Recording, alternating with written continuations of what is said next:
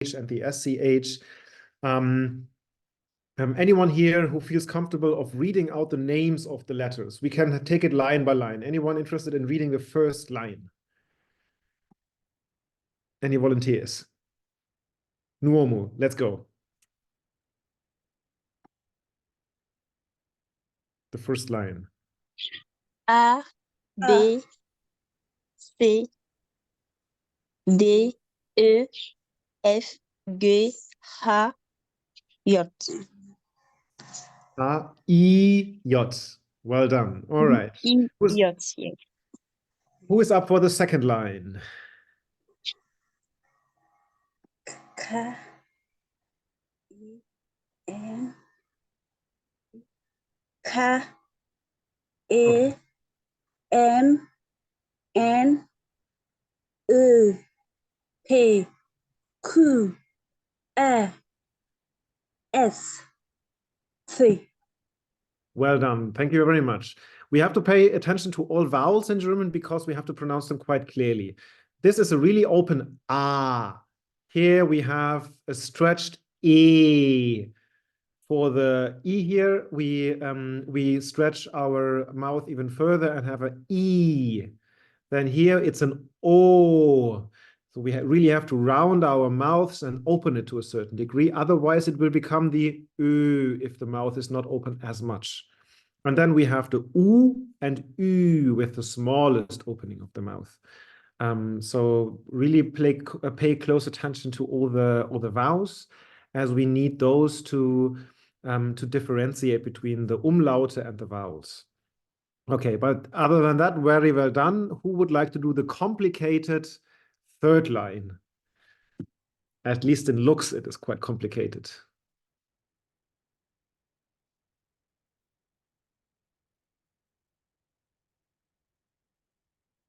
Nuomo, you already had the chance to read the first line. Somebody new. There is an entire meeting room full of people here. I am confident that we will find somebody. Can I try? Hello. Let's go, Jacqueline. U, V, V, X, Y, Z, A, O, U, Z. Well done. The Z sound in English, bear in mind there needs to be a T in the beginning. Z. Z. Z. Yes, that's it. The sound that is produced when you read it usually is a tss. So it's a really TS sound, the really strong one that we have. And then for those here, Ä, Ö, Ü. A, Ä, O, Ö, U, Ü. If you recall what I showed you yesterday, you only have to transform the A towards the E to get the Ä. It's right in the middle. Same thing happening for the O to E. Right in the middle, there is an Ö. O, Ö, E. And for the Ü, the same thing. U, Ü, E. Okay. We also had a list of combinations of letters that produce specific sounds. Shall we maybe also add them once more to the left-hand side so that you see them all over again today? I think that's a very good idea. So let me write them down on screen. So we talked about the CH, if you recall that. We talked about the SCH. We talked about EU and EU. We talked about the EE and the EE. Did I forget anything from yesterday? I think those were the ones we talked about yesterday, right? So if you recall the pronunciation of the CH, we talked about it in the beginning when Anya was still here, the differentiation between and the differentiation was based on what? Who remembers how we can differentiate the pronunciation of and for the CH sounds?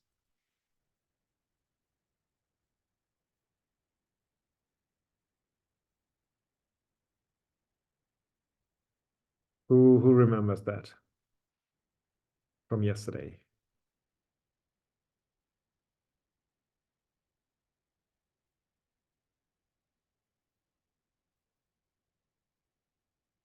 Come on, be brave.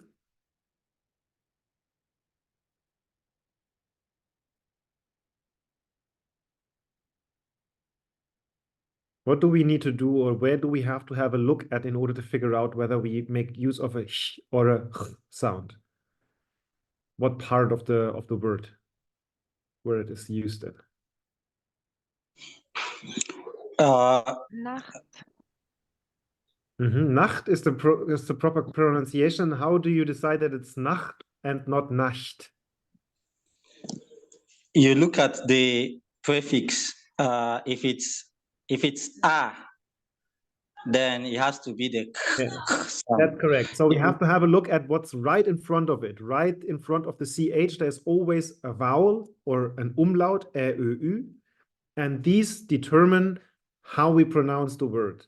For example, you referenced Nacht as a word. That's the word for night in German. And since we have the A right in front of it, we pronounce the CH, Nacht. Every time you have an A in front of the CH, you will pronounce it. So we have one group that starts with the A. Do we have other vowels that we can add to the list when we have the pronunciation of back in the throat here?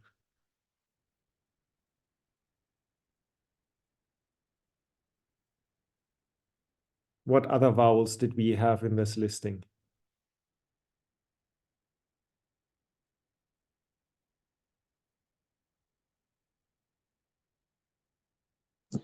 The U, the U sound, Okay.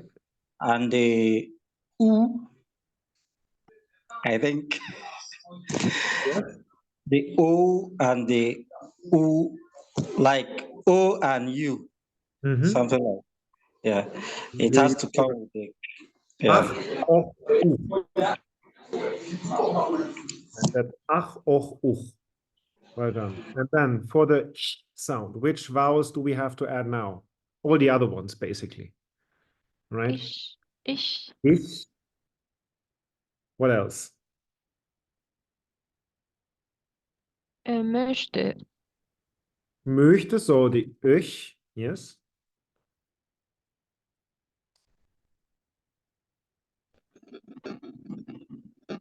Bücher.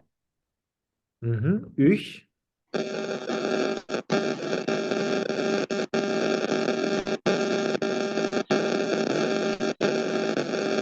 Sir, can you please mute yourself?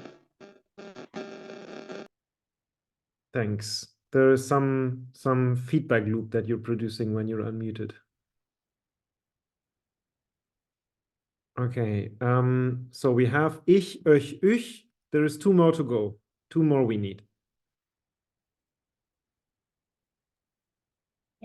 Echt. Echt was the word, yes, so ech.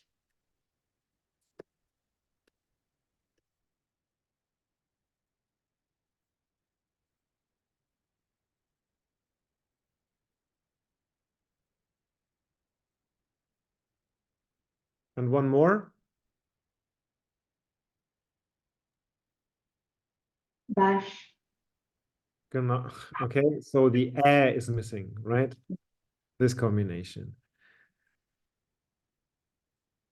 And let's maybe put it like that. So in terms of vowels, we have A, O, U for the and we have E, I, Ä, Ö, Ü for the sound. And now I will surprise you with a third mode that we can add here. If the CH is in the beginning of a word, then we pronounce it as a K sometimes. Like, for example, the word chemistry in German is called Chemie. You will also find people who pronounce it Chemie or Chemie. In standard German, it would be Chemie with a K.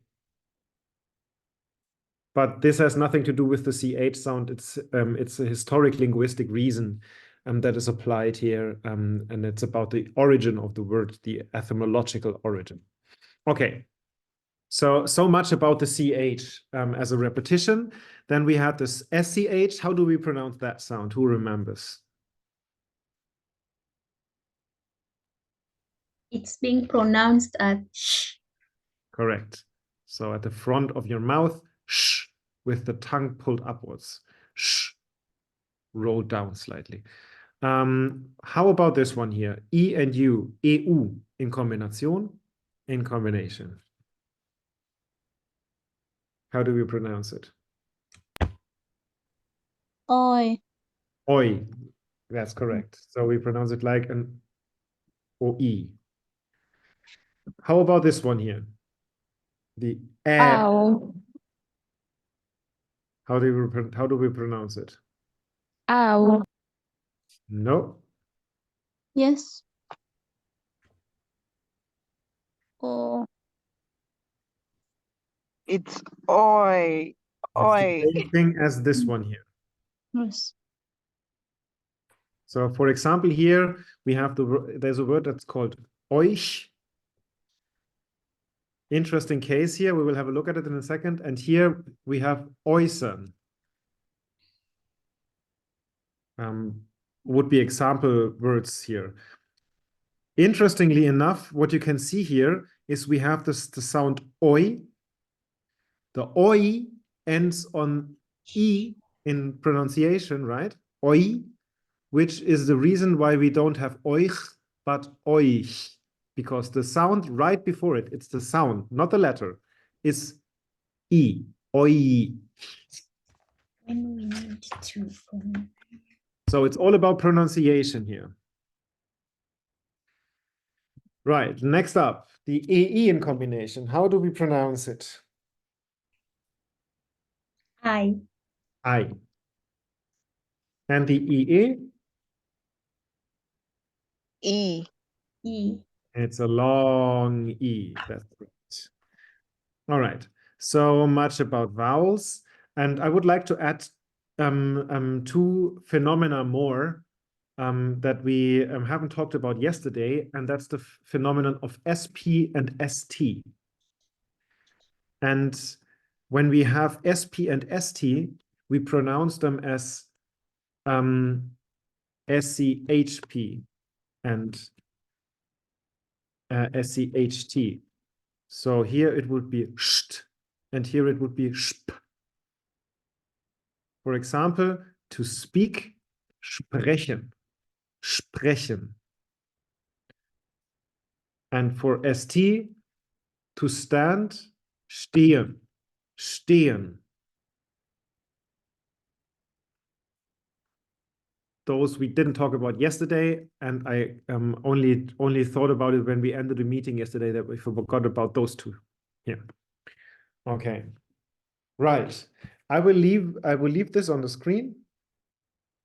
And I think what we will do next now is we will listen to the audios that we didn't have the time for yesterday. Wie lauten die Mailadressen? Right? And yesterday we talked about telephone numbers, if you recall it. We listened to the audios, and then we had a number of telephone numbers. Today it won't be telephone numbers. Today it will be mail addresses. There can be numbers in there as well. Before we can talk about mail addresses, there's one piece of information I have to give you. And this is email address specific and computer typing specific wording that we need to know before that. The first one would be this here. Do you know how we call that in German? No. Well, we pronounce it as you would in English. It's called at, or if we want to write it down as a German spelling, it would be at. So this is how we pronounce it if we have a look at our table up there. At. Then next up we have this symbol here. And this is called Unterstrich. Unter, under, strich, line. So the underline or lower line. der Unterstrich. And then lastly, we have this one here. This has two names. It can be a minus, the minus, or it can be der Bindestrich. So the connecting line. Okay? Those words will come up in well, talking about mail addresses. The final thing that we will add here is this one, and this is called Punkt, a point. Punkt. And now we have everything we need. All right, so I reckon I will start the audio. It's two mail addresses, but only one audio, right? So it's a bit longer, the audio. And we will, of course, listen to it several times. And afterwards, we try to figure out the solution. So there's two people talking to each other, and both mention their mail addresses. Your task, Übung, is to figure out what the mail addresses are. Wie lauten die Mailadressen? Clear what to do? I will start the audio. You listen closely and try to note down what the correct mail address for both people might be.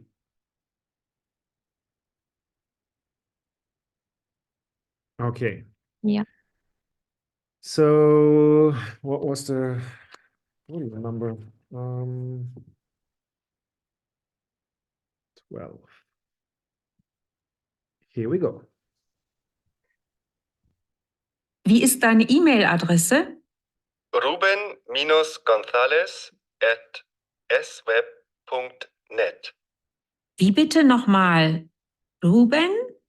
Ruben-Gonzales Gonzalez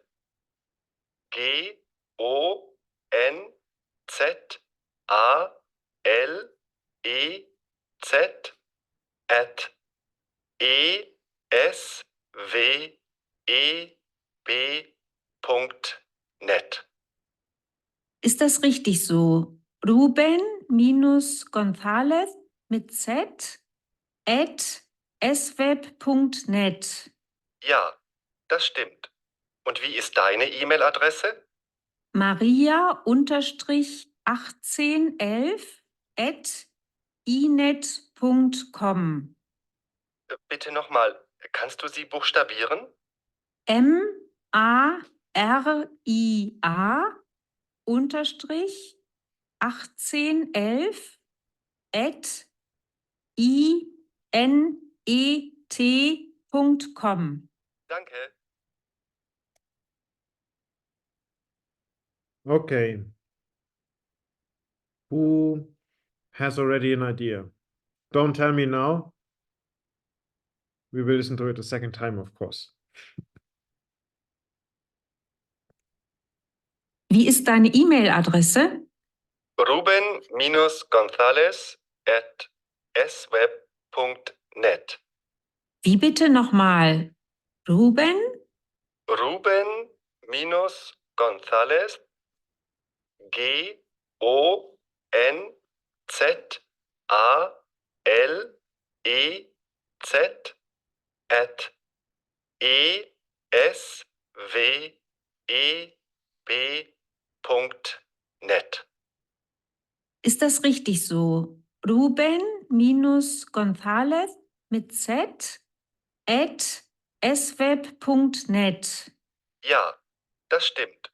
Und wie ist deine E-Mail-Adresse? Maria-1811@inet.com. Bitte nochmal, kannst du sie buchstabieren? Maria-1811@inet.com. Danke. Okay, how about it? Do we need it a third time? Or is there already people who want to solve? We need third time, sir. Okay. The third one. Then let's listen to it a third time, and afterwards we collect solutions. Let's go. Wie ist deine E-Mail-Adresse? ruben-gonzales@sweb.net. Wie bitte nochmal? Ruben? Ruben-Gonzales, Gonzalez,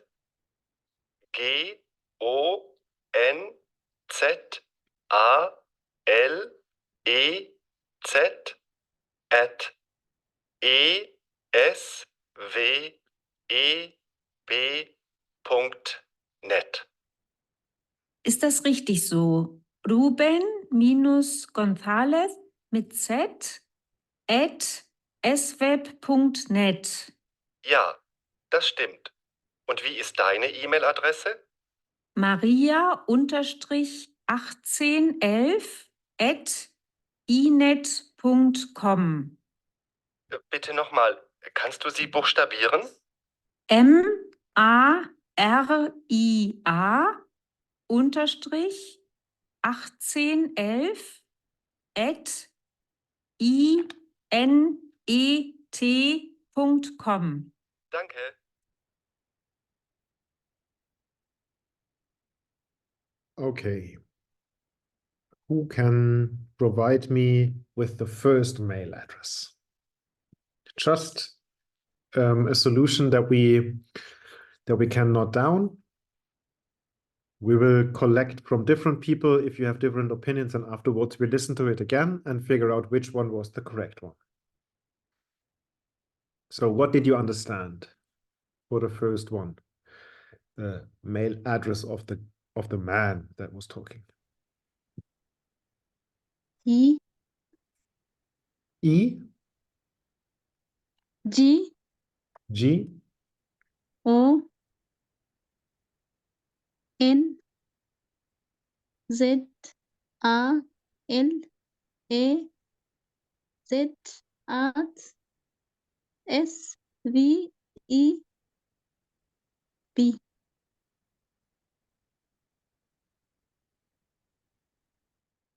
That's it?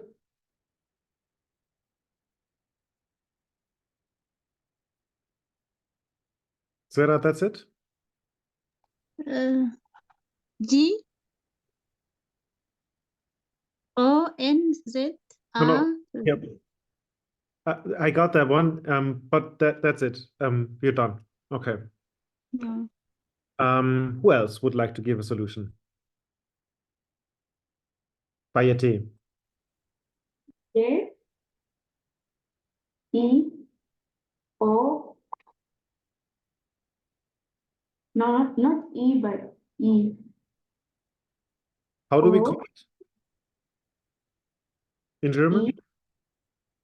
E is that one over here. E. We call it E. Yes. E. Okay. O N E Z E at E S T Punkt N E E. E. That's it. Okay. Yeah. Nuomo.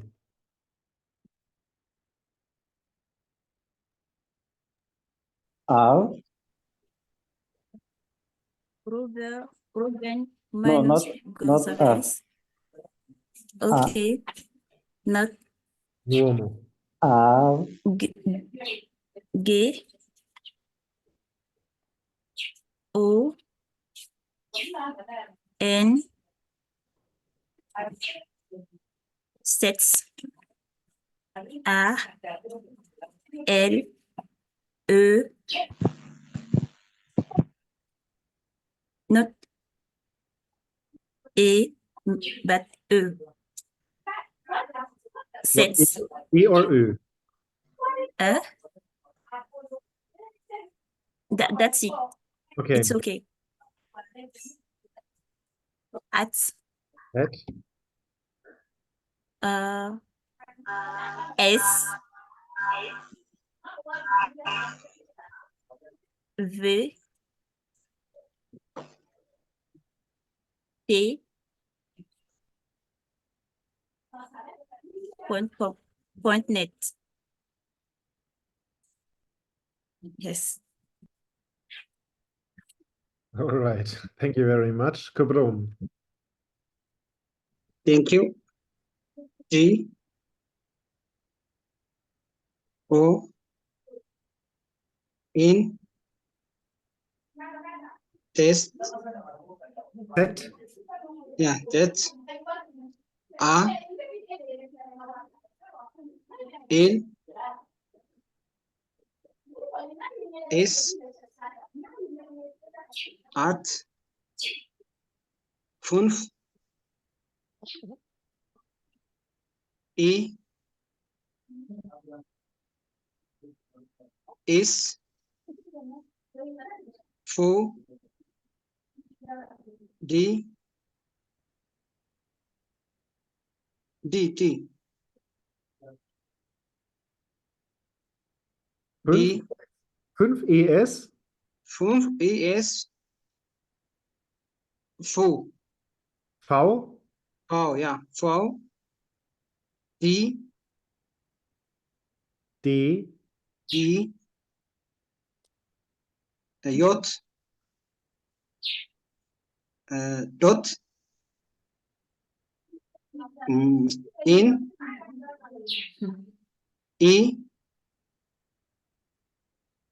T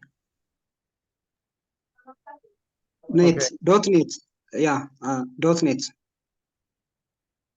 Like that. N is letter N. N. No, after dot N, the letter N in Germany. Yeah, then E. No, E. Yeah, then T. Okay. Net. Yeah, thank you. Right. Okay. Amal. Yes. Hello. So, G O N Z minus I L S Z at E S V Punkt und net. Like that. Okay. Let's have a final person. Mark, how about you? Okay, can you hear me? I can hear you. Okay. J O N Z A L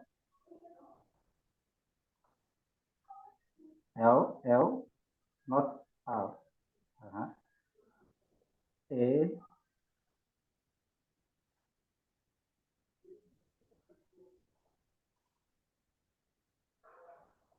Z at S J P C dot N A C. Okay. Okay, thank you very much. I would suggest that we listen a third time now. No, fourth time it is already. And afterwards, you will know what the correct solution is because I will write along with it. And let me highlight those in blue that we can differentiate it. So I will play the audio and I will write along. Here we go. Wie ist deine E-Mail-Adresse? ruben-gonzalez@sweb.net. Wie bitte nochmal? Ruben? Ruben-Gonzalez, Gonzalez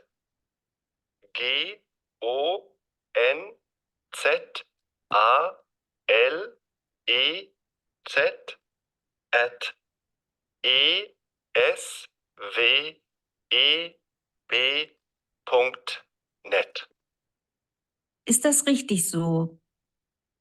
Okay. So what we didn't do is we didn't add the first name, apparently. Then the Gonzalez we had correct several times. Then we had at sweb, as he pronounced it. The E, of course, we shouldn't forget about. So esweb.net. That's the correct solution. Apart from the first name that was left out all of the times. I think the first one was rather close to it. The only thing missing was the E here and the net at the end. Right, but apart from that, not bad. This was a rather complicated conversation the two had, so not bad. Let us now talk about the second mail address. Who would like to provide me with a potential solution? Once audio, please. Sarah, you want to? No, once audio. You need the audio. Yeah. Just listen to it 3 times. Okay, anyone here who would like to give it a try? Okay. Let me Mark, you try. want to? N.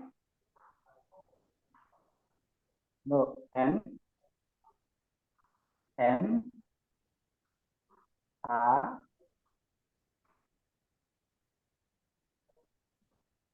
No, one N. Sorry. A. Okay. Far. No. They. Not such. No, no. Far. Wa. Wa. Right. Wa. Zwei. The number 2. 2. Yes, the number 3. Wa. 3. Okay. You have to give me the German. No, the not number name. 4. Not number 3. Not number 3. V. The V. V. Wa. V. V. No, What do you need? not the V. V. The letter V. The letter D. D. V. V. V. Wa. Wa. C. No. V. V. Like vowel. Wa. Wa. You mean Z? Not Z. V. V. I don't know which letter you're referring to. I'm referring to the letter after U. J. V. After E is J. Not. No. After U. Alphabet. Alphabet. Alphabet. It is foul. Wow. Right. Have a look at Okay. the spelling right below it. Yes. Foul. Okay. Foul. A. L. E, A, Unterstrich, Unterstrich, das underscore. What is it you're referring to? Unterstrich, I don't get Ashvi. What is Ashvi? Unterstrich, Unterstrich. Okay. underscore. Unterstrich. Yes. A,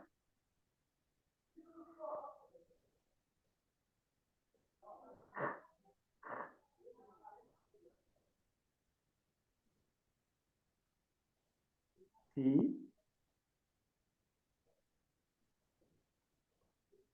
N, no, A before N, A before N, T,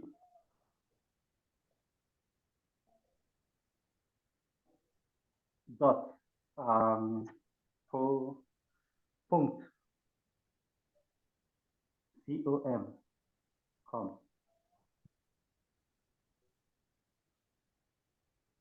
Okay. We are potentially missing an @ symbol to have a mail address, but we'll see. We'll see. Let's move on to the next person. Amal. Yes. So M A R I A unterstrich 8 number, not alphabet. Yes. 10 11 at I N I Z T .com. Okay. Anyone else who would help out? Jacqueline. M A R I A minus no. Unterstrich. Unterstrich. Unterstrich. At. No, at arrobas. Dot. Yes. At. Yeah, at V.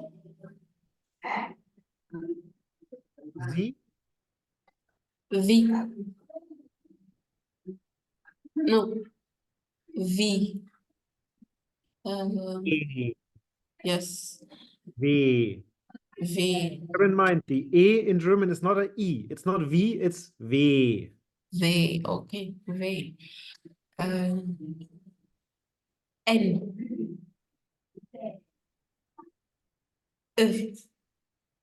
At VN, that's it.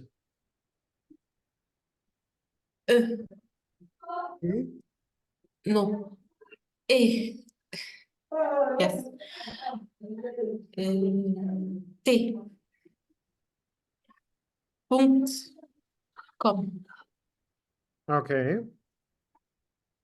Anyone else? Yannick.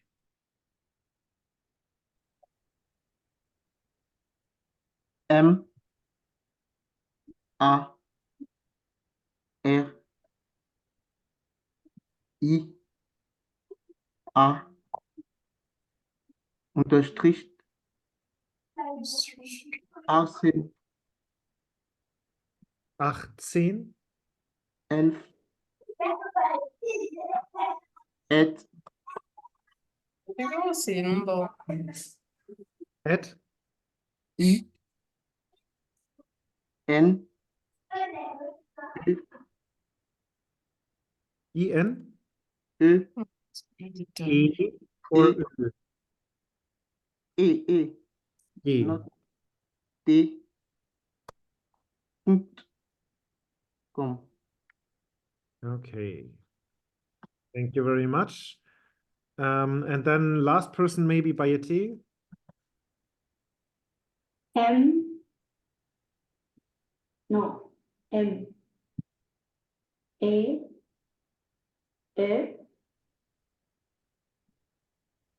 E. I. A. A. No. After I. A.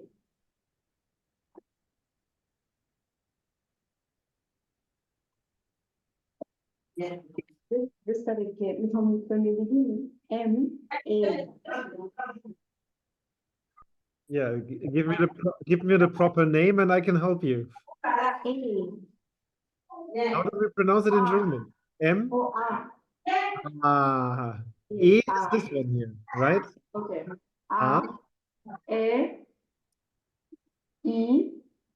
I. A. Unterstrich. At. In. No, at. Not. N. I. Not N. A. T. I.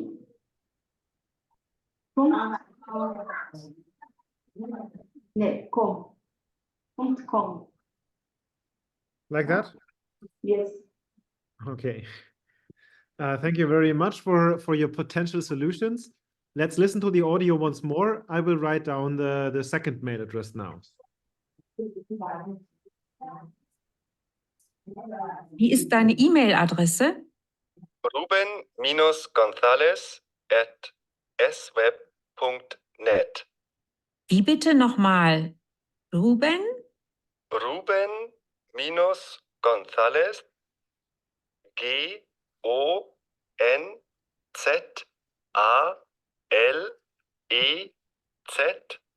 at esweb.net.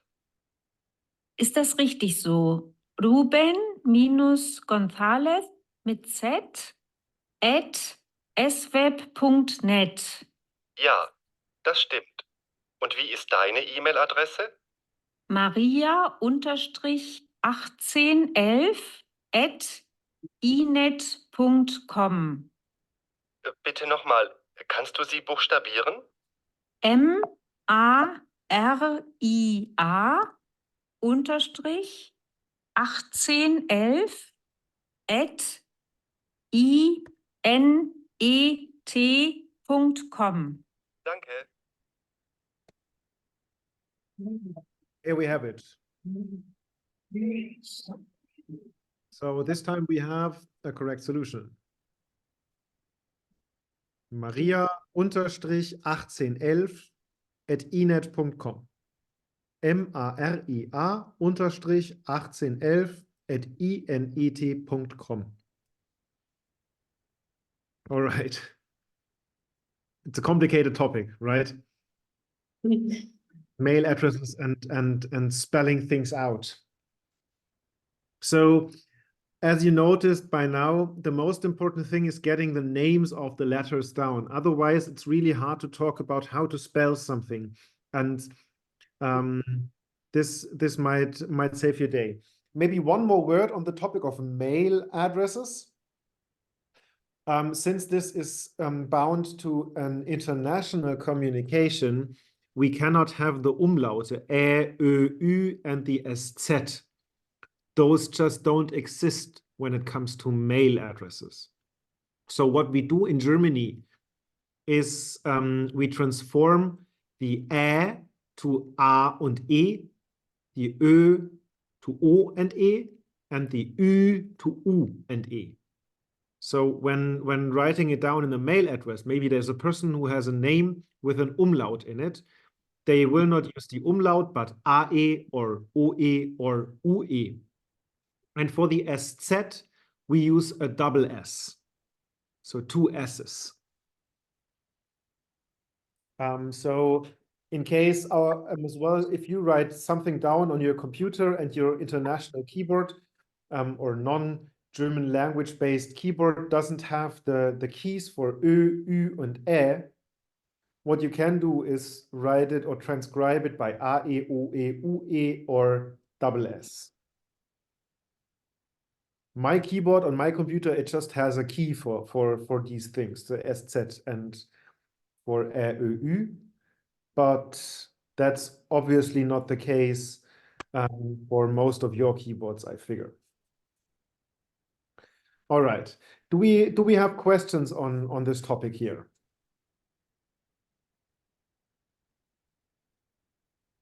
Anything that strikes your interest or that has not become clear yet? Yeah, I'm having a question. Okay, let's hear it then. Yeah, yesterday at the end of the lectures, my device went off. So maybe if you can repeat for me the CH sound, whereby I couldn't able to differentiate how to put the how and nashed and ish. So how do we differentiate them? So you see the differentiation on the left-hand side up here. We have 2 different sounds, the sound, the sound we use for ach, och, and uch, and the sound we use for ech, ich, ech, öch, and üch. So every time we have a sound right in front of the CH, a vowel that is E, I, E, Ö, Ü, we pronounce it as sh. And every time we have A, O, U, we pronounce it ch. I now get it right. Okay, perfect. Any more questions?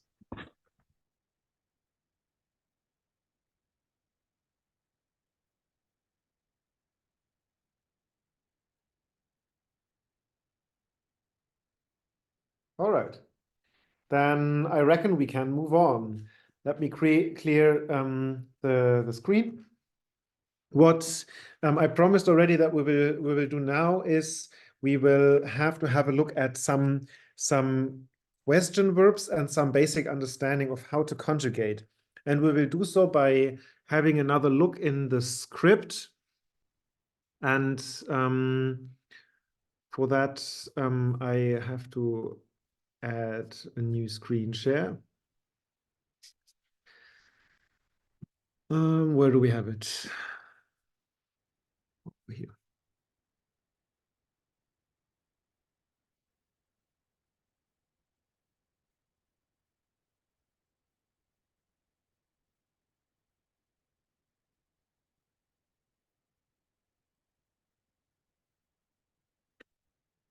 Okay. So what you see on the screen here on the left-hand side is what we already talked about when dealing with the standard syntax of exclamation sentences. You see we have the subject, the verb, and then all the additional pieces of information. Yesterday we talked about the differentiation between do and see, so a formal and an informal addressor. Then we talked about a basic understanding of verbs and that they can be conjugated. What I would like to show you now is this little tiny chart here that you can see, where we have a number of verbs and a number of personal pronouns. So we have 4 different verbs here. The first one is wohnen. The second one is kommen. The third one is heißen. And the fourth one is sein. Wohnen translates to live or to house. Kommen translates to come. Heißen translates to be named something. And sein translates to be. Once we have different personal pronouns, we learned about that with the du and the ich yesterday in the dialogues that we had a look at. We have different endings. You can see the variation of endings for singular here in this chart. So for the first line where we just talk about the Ich, we have ich wohne, ich komme, ich heiße. So all regular verbs have an E at the end in first person singular present tense. For du, so the informal addressal in singular, somebody in your family or a good friend or a peer that you address directly, you would do so by adding an ST to the stem of the word. The stem of the word is always that bit without the EN, right? So wohn is the verbal stem of wohnen. Komm is the verbal stem of the verb kommen. And heiß is the verbal stem of the verb heißen. So what we add for the second person singular du is the ST to the stem. Du wohnst, du kommst, and du heißt. You can see here already that the verbal stem is ending on an S sound. This is the SZ, of course, but in pronunciation, it's still an S sound, which means that the S that we made use of in those two regular forms, we don't make use of it here, since it wouldn't make sense to have that S and then the regular S in pronunciation. It's the same thing. So we just get rid of one of the S's and only use the SZ. So there's a slight irregularity here. Sie, es. He, she, it in translation. Sie, es. He, she, it. This is the third person singular. So talking about a person to another person. So the person that is being talked about is not directly addressed, but is a matter of communication, a subject matter. For the third person singular, we add a T to the stem of the verb. Wohnt, kommt, heißt. And then lastly, the capitalized C. You see the difference. One is capitalized, the other one is not capitalized. The capitalized one, you remember, is the formal variant, where you address a person directly. So it's second person singular, formal. Du, second person singular, informal. Sie, second person singular, formal. And this formal version looks exactly like the indicative form, the infinitive form, excuse me. So up here we have wohnen. Here we also have wohnen. We have in infinitive common, and the formal version is also common. Same thing happening here for heißen und heißen. Let's have a quick look at sein, the verb to be, which is of course irregular, as you can see here. And all these forms are forms that that go beyond the standard verbal conjugational pattern that makes them irregular. We have ich bin, du bist. Here we even have the ST at the end, but we start with the BI. Also ich bin, du bist, sie ist, ist. And then for the formal form of the second person singular, we have sie sind. What you can see here is only the singular forms. Of course, there are also plural forms. Before we talk about all the other conjugational patterns, is it clear to you what's happening here? So in any sentence, as you can see up here, you have the subject, you have the verb, and then you have the additional pieces of information. And when it comes to the verb part, in this sentence heißen, or in this sentence bin, here again heißen and ist, we have to conjugate it according to the person that the subject of the sentence suggests. For every single person, we have a specific ending that we need to make use of in order to communicate which person a sentence is placed in based on a verbal conjugational pattern. You see here, we only have the es at the end. Heiße, komme, wohne, spreche, because over here, we always have the first person singular ich. First person singular ich. Clear what's happening here?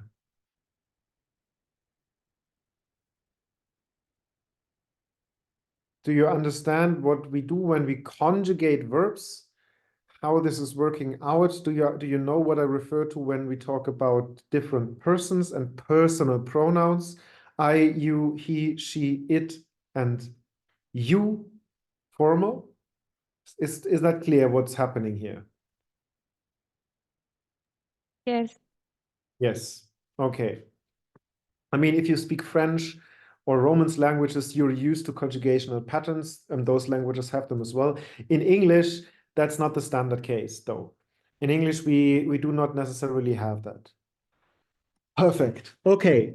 So let us talk about some exercises now. Sorry, Gleb. Kubram, yes. Yeah, in the irregular section, what's the difference between beast and saint? Because when I search in the internet, it translates to R. Yes. So what exactly the difference is? Formal, informal. Okay, which one is formal? The C is formal. Okay, thank you. And the U is informal, as we have it up here. Do and C is the differentiation. On the informal side, we have do. On the formal side, we have C. Right? Okay, thank you. You're welcome. Bayeti, more questions?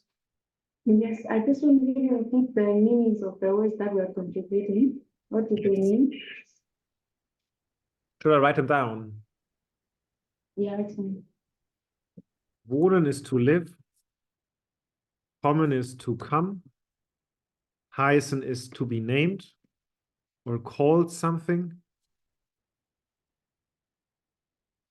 And sein is to be.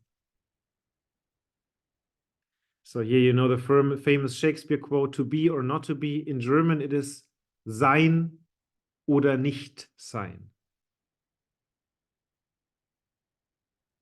Okay. So to live, wohnen, to come, usually to come from in this context, kommen, to be named, heißen, and to be, sein. Okay. Do we have more questions?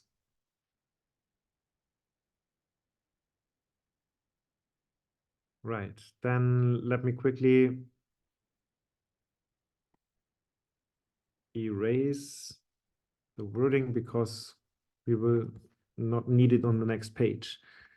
So let us have a look over here at this, at the boxes and exercises that we have here. This exercise here is all about the topic of question words and conjugation of verbs. It's a combination of both, as you can see. Let's focus on the orange boxes here first, please. I will zoom in more, and that might make it easier to concentrate on that. So what you can see down below here once more is the conjugational pattern, right? Verben und Personalpronomen, verbs and personal pronouns. We have ich, du, er, sie, sie. In the chart here, you can't see the es, it, but it is there. We make use of it as a third grammatical gender. So these are all the verbs that we apply in any type of sentence where we need a conjugated verb. And what I would like to talk about next is the differentiation between a question sentence and an exclamation sentence. For the exclamation sentence, we are already informed what is about to happen here. We have the subject, the verb on second position, and then all the additional pieces of information. Ich heiße Jan. I am named Jan. Ich wohne in Zürich. I live in Zurich. And ich komme aus Frankfurt. I come from Frankfurt. If you have a look on the left-hand side here, we have the term W-Frage, W-Frage. Has anybody here an idea why we call it W question, W-Frage? Because it starts with a W. because Okay. it starts with a W. Yes. So if we have the question words here in bold letters, we can see all of them start with a W. It's not only these three, all of the German question words start with a W. So every time we make use of specific question words in German, we we ask a question, right? So here the examples are wie heißt du, and the answer to this question, wie heißt du, what's your name, or how are you called, how are you named, is ich heiße Jan. Wie heißt du? Ich heiße, and then a name. Woher kommst du? Where do you come from? Entschuldigung, sorry. Wo wohnst du? Where do you live? Right now, that is usually ich wohne in Zürich. I live in Zurich. And then the last one, woher kommst du?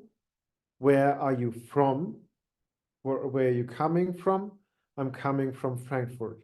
It can mean your personal place of origin, but it can also mean right now. Like somebody is seeing that you exiting a train station and asks you where kommst du? Where are you coming from? And that would then mean right now. Which city, which location are you coming from right now? Both would work. Quite generally, you can see also here for both sentences, the verb remains on the second position in the sentence, and you can also see the verb is conjugated. Wie heißt du? If we have du as the personal pronoun, as the subject, we have to add the st, right? Wohnst, heißt, kommst. The response, of course, is referring back to the first person singular. A person is talking about themselves. So we add the e because we are in a sentence that relies on ich as personal pronoun, right? Ich wohne, ich heiße, ich komme. Question sentences in a nutshell, W question sentences, W-Frage-Sätze, start with a W question word. Sometimes we add a category in between here. Here it's not the case. Then we have on second syntactical position the verb. And then not on first, but on third position this time, we have the subject. So first you ask the type of question by referencing a question verb. Then you express the action, the verb, and then you reference who is being talked about, who this question is addressed towards to. Wie heißt du? Ich heiße Jan. Wo wohnst du? Ich wohne in Zürich. Woher kommst du? Ich komme aus Frankfurt. Okay, so easy enough.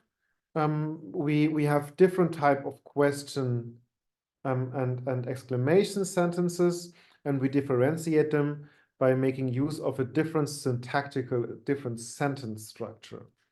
Is the difference clear between the W question and the exclamation sentence? Yes. Okay, perfect.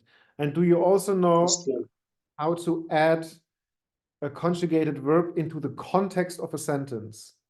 How do we do that? Remind me again.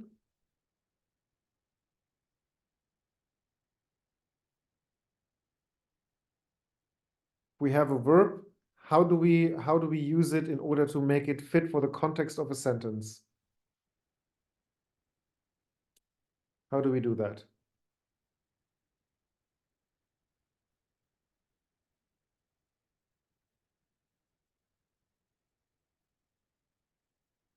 What's the process called? What would you do? Where do you have to look at in order to figure out the correct form of the verb?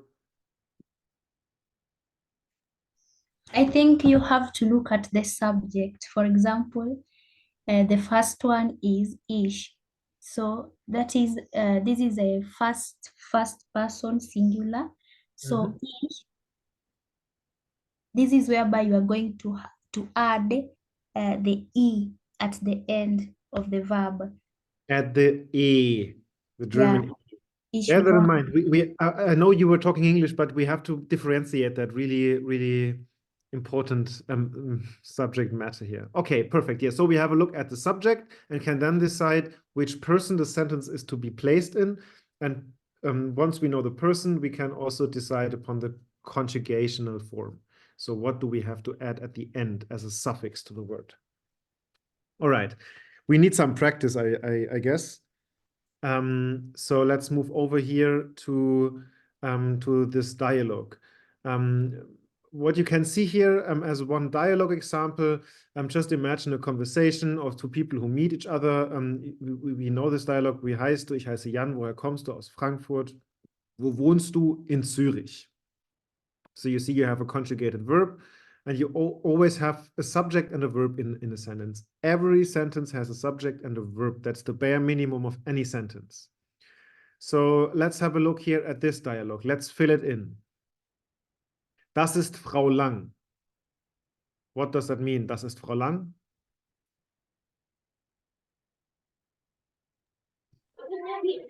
This is Frau Lang. This is Frau Lang or this is Mrs. Lang, yes. Sie aus Deutschland. Sie kommt aus Deutschland. How do we know that that we have to make use of kommt with the T at the end? Because of a C. And unfortunately here, as it's the beginning of the sentence, we have a capitalized C, just as we would have it here for the formal variant. However, it's the first word of a sentence. So here we are in doubt whether we might consider also using the second person singular formal. That is, of course, something we would have to decide in context. Are we addressing somebody? Or are we talking about somebody? Since we know from the first sentence, das ist Frau Lang, that we are talking about her, we can, of course, then use the third person singular. Sie kommt aus Deutschland.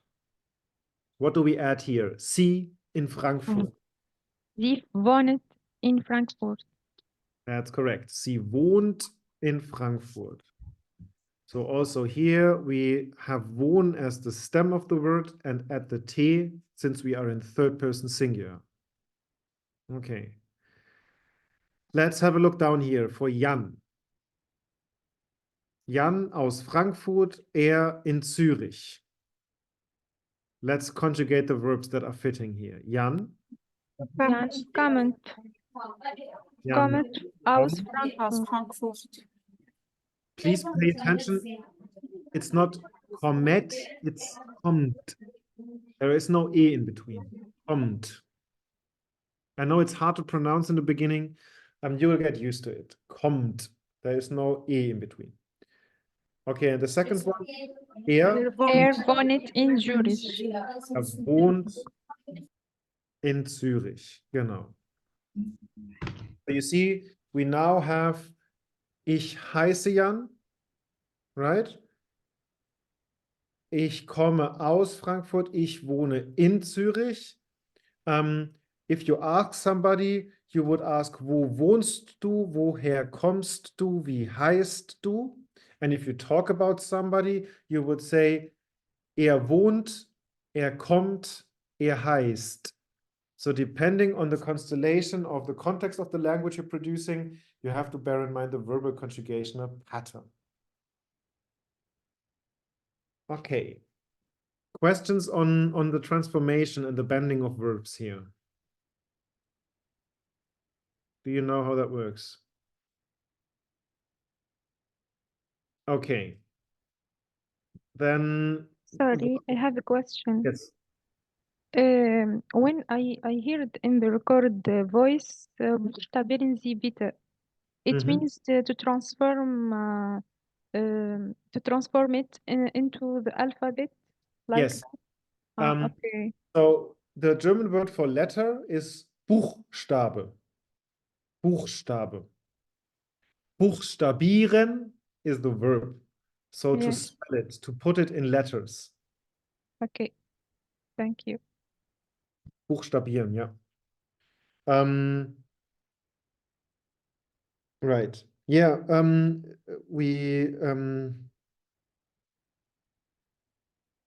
yeah. So buchstabieren is what we use for that context. It's a relatively long word, right? Buchstabieren. This is related to the topic of the printing press, of course, because what you have here, Buch is the word for book. So this is about the topic of letter forms that were used in order to actually print something in a printing press.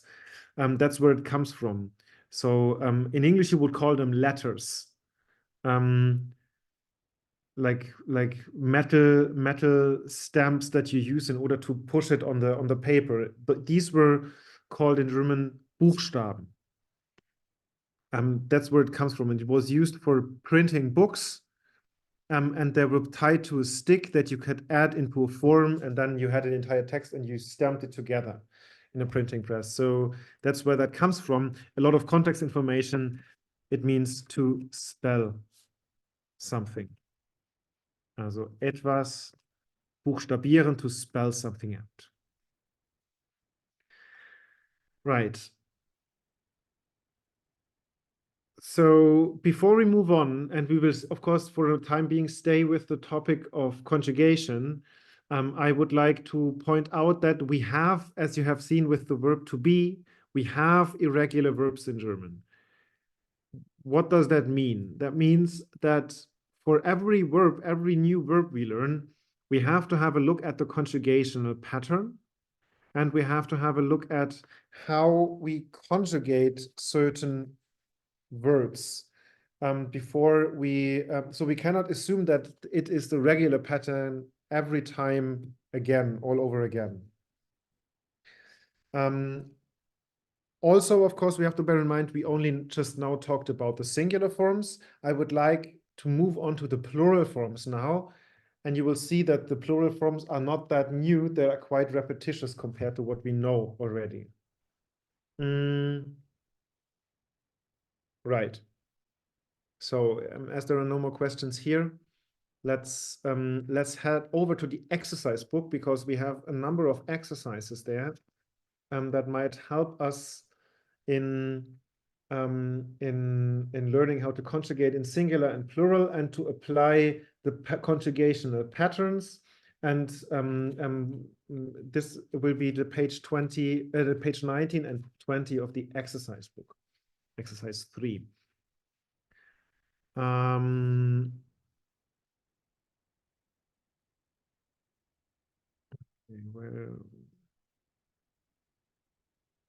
here we go. So I will start a new screen share.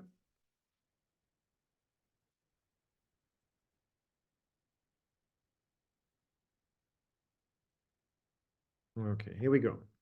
So you should now see the chapter here on the topic of Freunde, Kollegen und ich, friends, colleagues, and I, and myself. I would like to talk about the exercises here. So we will use some time now to practice the conjugational pattern, to practice basic sentences, to have a look at questions, all the stuff we already know. Right. So let's try to figure out some new verbs, some new pieces of information with exercise 1A.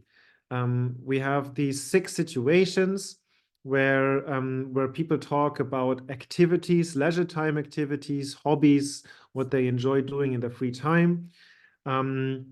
And I would like to have a look at the sample sentences, and we have to decide which one is the correct options. What do the people portrayed in the picture actually enjoy doing? What do all the words mean? Let's talk about them. So here in the headline is Freunde, Kollegen und ich, friends, colleagues, and I. And then the caption line for the exercise here says, was machen die Leute gern? Kreuzen Sie an. Can anyone here make sense of the instruction, of the question here. What is required of us?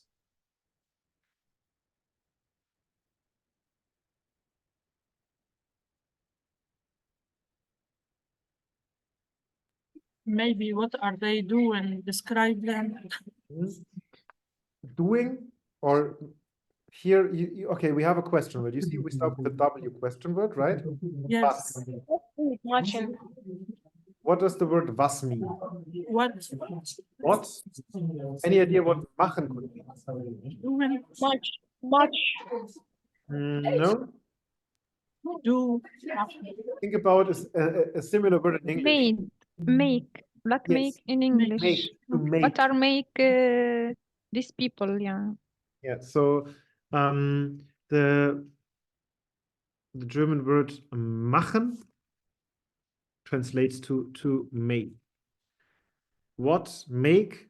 Die Leute, any idea? People, I think. Die Correct. Leute. People. Und gern?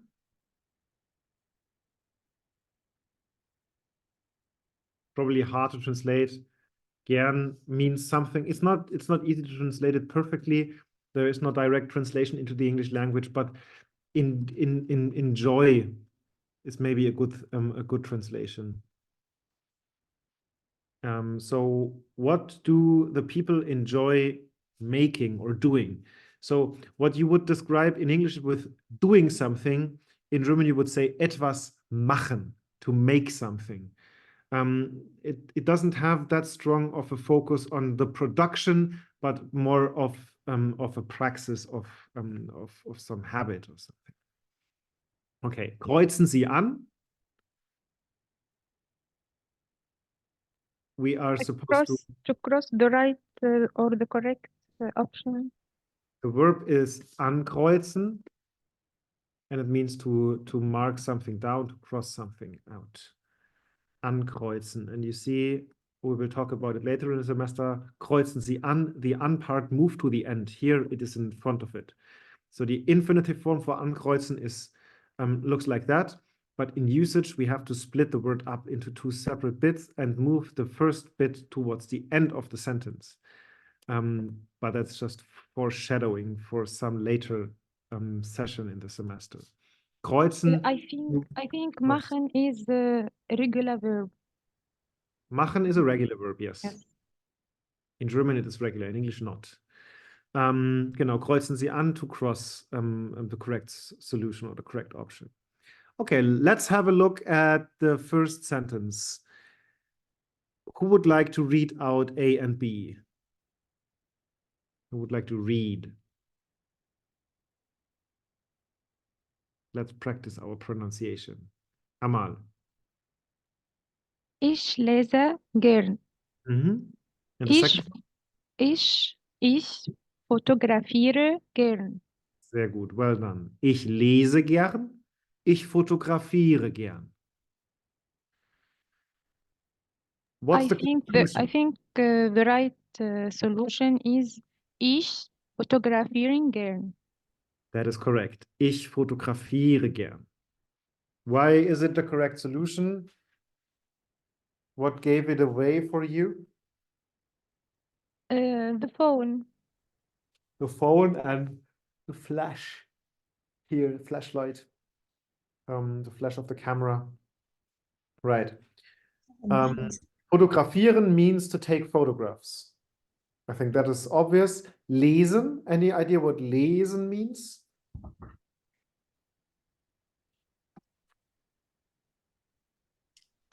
Read. Perfect.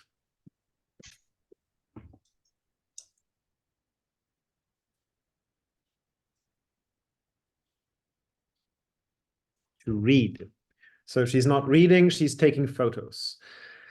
All right, let's have a look at the second one. Who would like to read?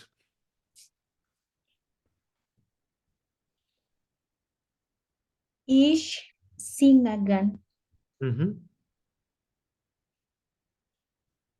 And B?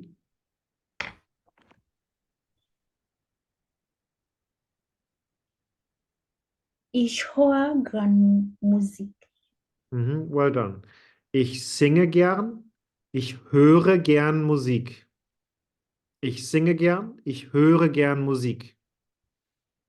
What is the correct option? Ich singe gern. Ich singe gern. How Because did you figure that out? because he had the microphone. He has a microphone. The German word for it would be Mikrofon. Almost the same thing. Right. Singen is another verb.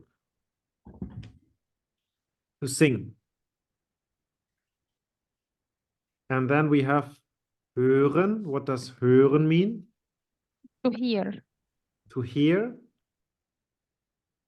And in German, it also means to listen. In this case, to music, right? So in German, the verb hören, we do not differentiate between listening and hearing. For us, it's the same verb, and we have to deduce from context whether it's one or the other. Okay. Excuse me. Bless you. Thank you. Gesundheit is the German word for that. Let's write it down up here. Gesundheit is what we use instead of bless you. What does it mean, Gesundheit? Do you know that? Probably not. It's a complicated word.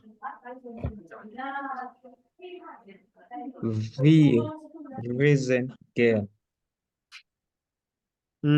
So bless you in German translates roughly to health. So the German word for health, yeah, like your medical health is Gesundheit. So what we shout at people when they sneeze is health. It's quite straightforward, isn't it? Okay, but let's not go into detail here. Let's move over to exercise number 3. Who would like to read it?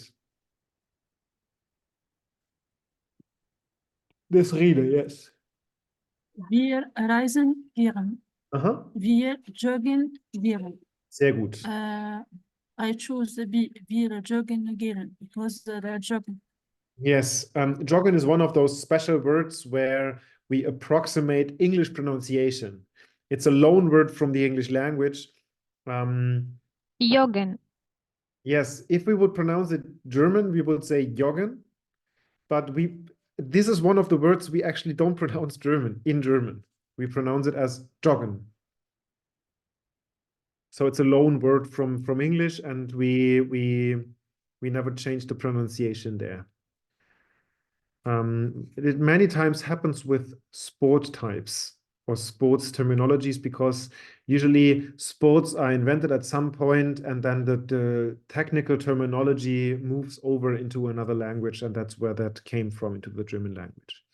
Okay, so what's the correct solution and why? The correct solution is B, because there is a sweat coming from their head. That poor guy is sweating and struggling so much, and the Yes, woman their feet are moving. running like she never did anything else in her life. Right. So wir reisen gern, wir joggen gern. What does reisen mean? Travel. Yes, to travel. Well done. And what does joggen mean? To run. To run. To run. To run.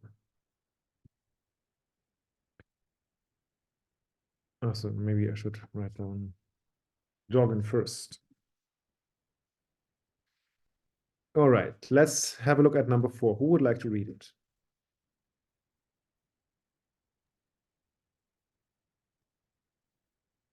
We can see that on the screen. You cannot see that?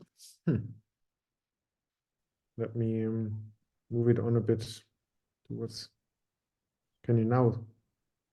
Yep, okay. Perfect. It's visible on my screen, and actually you should see my screen, but Thanks for pointing that out. So let's read number 4.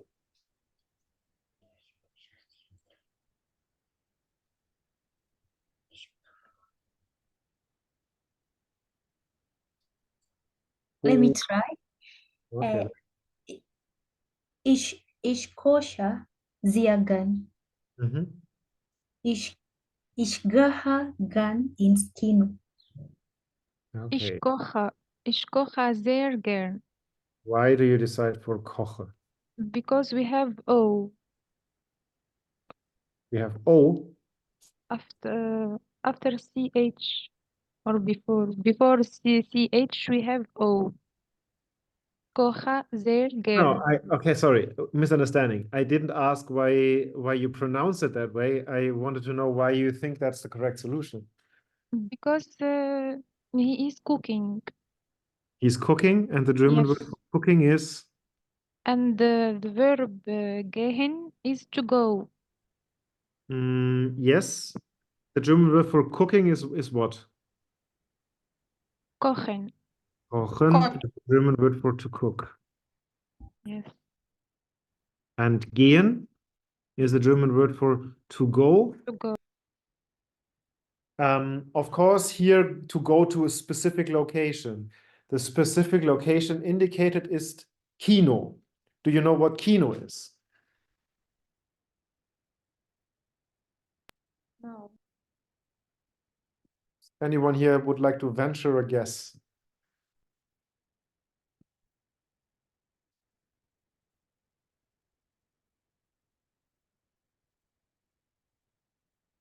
Maybe it's kitchen. Completely different.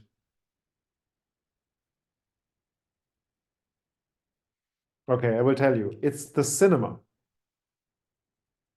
The German word for cinema is Kino. Ich gehe gerne ins Kino. I enjoy going to the cinema or to the movies. Since he's clearly next to a pot and not in front of a big screen, he's certainly cooking. So that was the correct solution. Who would like to read number 5? Amal. Yes. So wir schmieden gern. And B, wir tanzen gern. I think B is the correct because I know that the verb tanzen is to dance. Yeah, tanzen looks quite similar to dance. Yes. And that is correct. The German word tanzen is the translation to dance in English. Tanzen, to dance. You see the similarities between both words, right? Dance, tanz. So clearly they are related. Schwimmen translates to which word? Swimming or not? Swimming, yes, to swim. Well done. Okay. And then number 6, the last one. Ich wohne gern in Spanien. So now I'm reading it out. Let me read it out now. Ich wohne gern in Spanien. Ich lerne gern Spanisch. What's the correct solution? Ich lerne gern Spanish. Okay, ich lerne gern Spanisch. Bear in mind, we have an E at the end here. Ich lerne gerne Spanisch. All E's at the end are always pronounced in German. Lerne. Lerne. What does lernen mean in English? To learn. To learn or to study? Yes. Okay. And then what do we have? Ich wohne gern in Spanien. What does that mean? I want to To live live in Spanish. Wohnen, we already know, right? To live. Okay. Und Spanien is the German term for Spain. All right. So regarding the verbs that we just learned, are all words clear? Is there anything we need to talk about, Bayete? Is it safe to say all verbs that end in en are conjugated in the format that we did before? They're not irregular? Say that again. I didn't understand you to like your microphone is a bit noisy. I was saying that is it safe to assume that all verbs that are ending en will be conjugated in the regular form and not irregular? No. So what we have here is regular verbs mostly, at least the forms that we see of those verbs. You have to bear in mind, right now we talk about conjugation singular, plural, but in present tense indicative, right? There are so many different verbal forms. We have imperatives, we have past tenses, we have future tenses, we have conditionals, we have participles. So the conjugation of verbs is a really big topic, and we're only getting started in the present tense right now.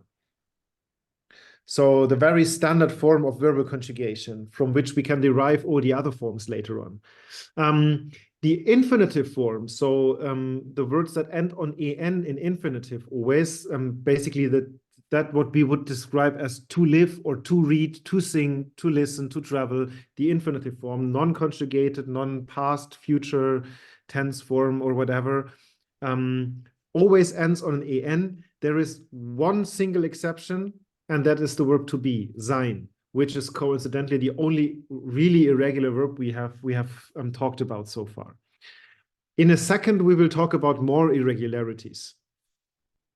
What I can point out, however, is that if you have the en, you most likely have a regularly conjugated form.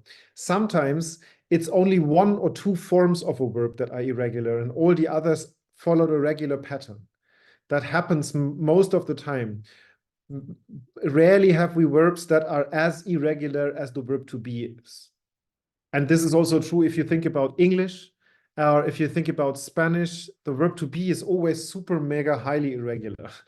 I reckon the reason for this is that we use this verb so often and for so many different purposes. It's such a basic and standard verb that it has more opportunities to change because people can misuse it and misinterpret it and put it in different context, and they are understood, which means the communication was accepted. And if that happens over and over again, at some point, irregularities get part of the linguistic system of any language.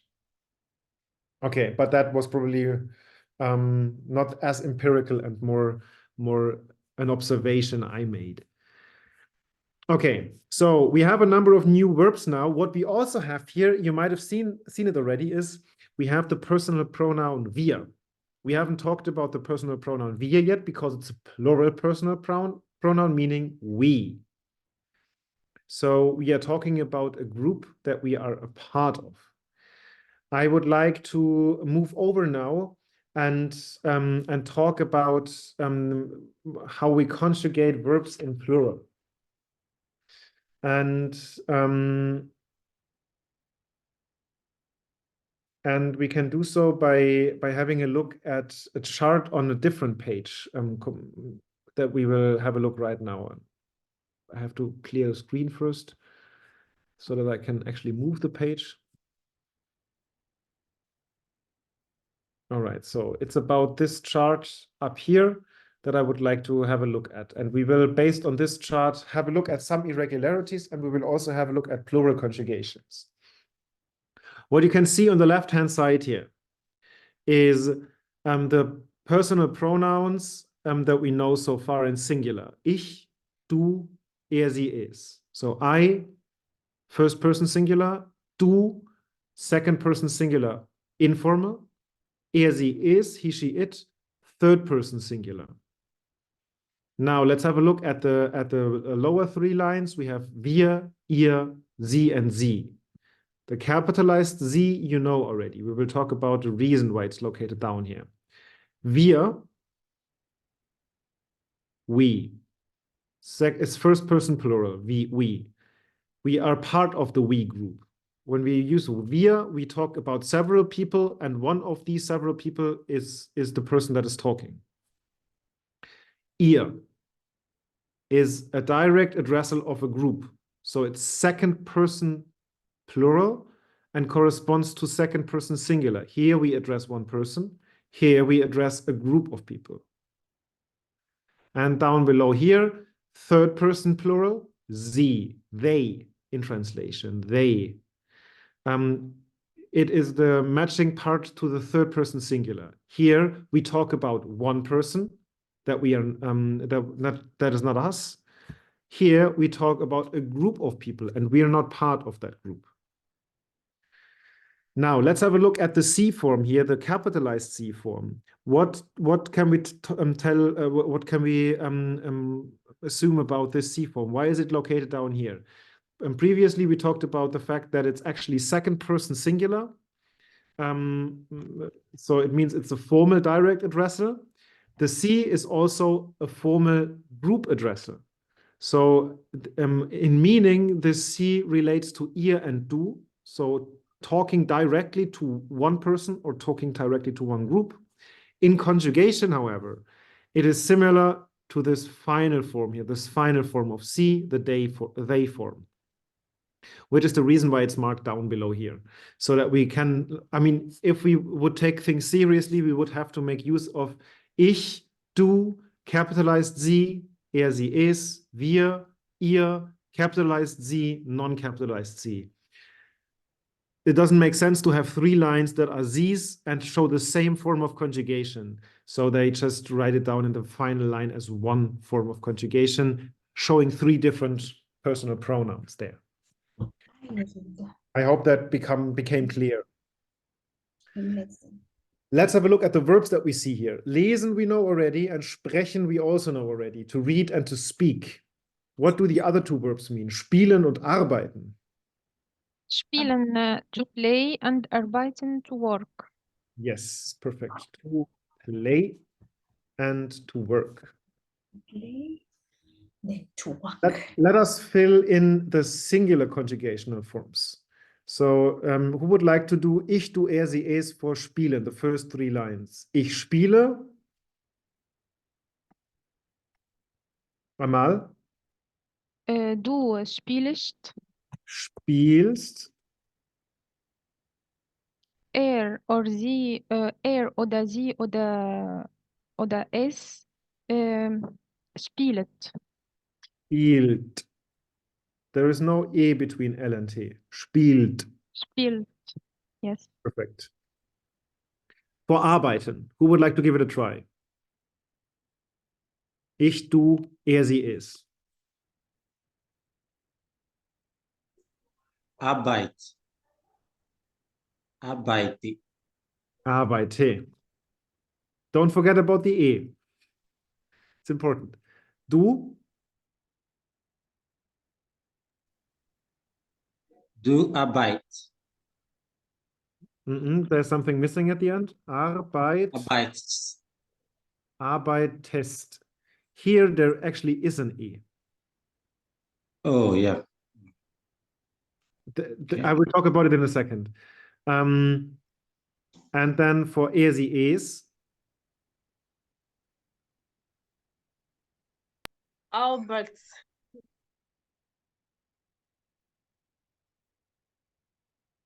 Say that again. Arbeit. Arbeit. Yes. Also, we have to add an E to make it pronounceable. Arbeitet. Arbeitet.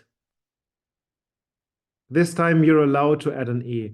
This always happens in cases where the verbal stem ends on a T, as you see it here. If the verbal stem ends on a T, we don't only add the ST or the T, but we add an EST or an ET. Otherwise, it would not be pronounceable. We cannot pronounce arbeitet or arbeitest. It's not possible according to the German pronunciation pattern. So we added a E in there. This happens for T's and for D's, T und D. Okay. So this is the reason why we now have here the TE, the TE, and the TE for all the forms. Okay, let's have a look at lesen, to read. Here we also have an irregularity. Who would like to give it a try? Please. Least is the second person singular. What is the first person singular? Lese. Lese. Well done. So far we are regular. Second person is least. You see, there is a change in vowel that has happened here.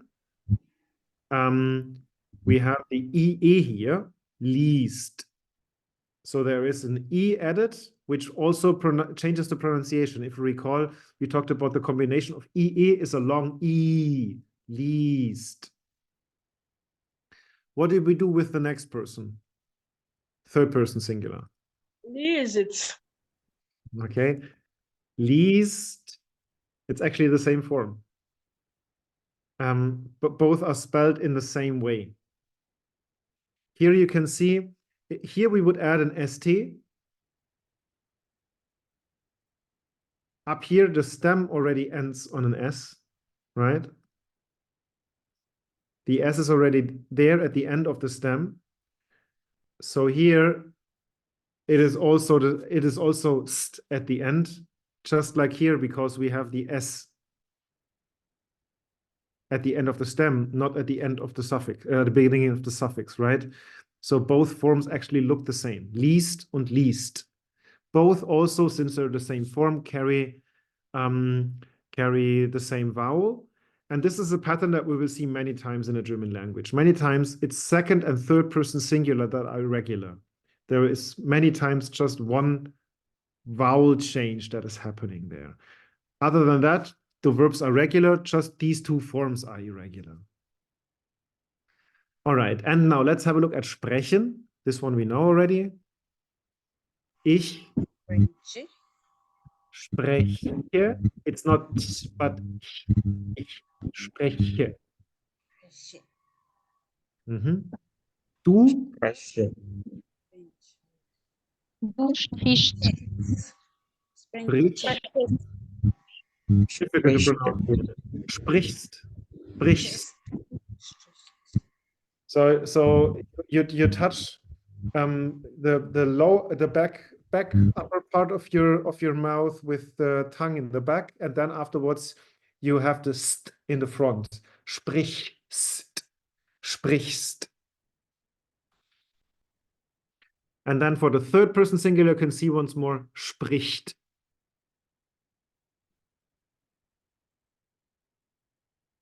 Okay. Also here, as we noticed so far, we have a change in vowel. We have the e's in here, right? So e's change to e's sometimes in second and third person singular. Now let's talk about the plural forms. The plural forms are all regular here. All four columns are regular.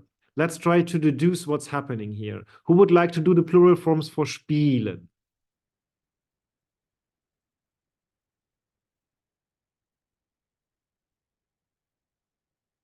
Amal, let's go again.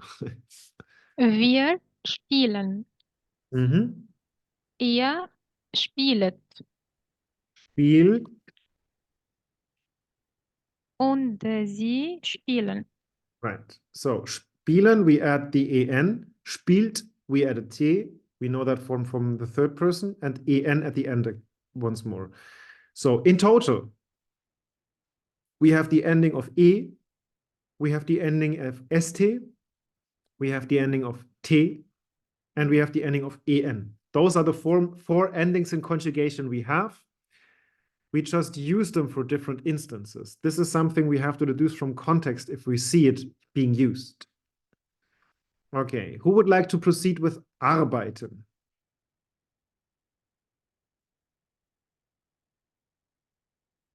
Nuomu.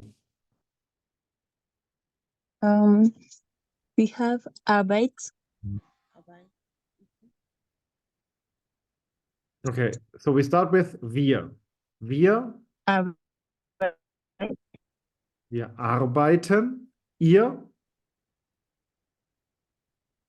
Ihr Arbeit. Mhm. And Sie arbeiten. Have a look at wir, at ihr first. Arbeitet. Arbeitet. Arbeitet. Okay. We have to hear the et at the end. Arbeitet. Arbeitet. Okay. And the And final one? Sie arbeiten. Uh-huh. Well done. Okay. Lesen. Who's next?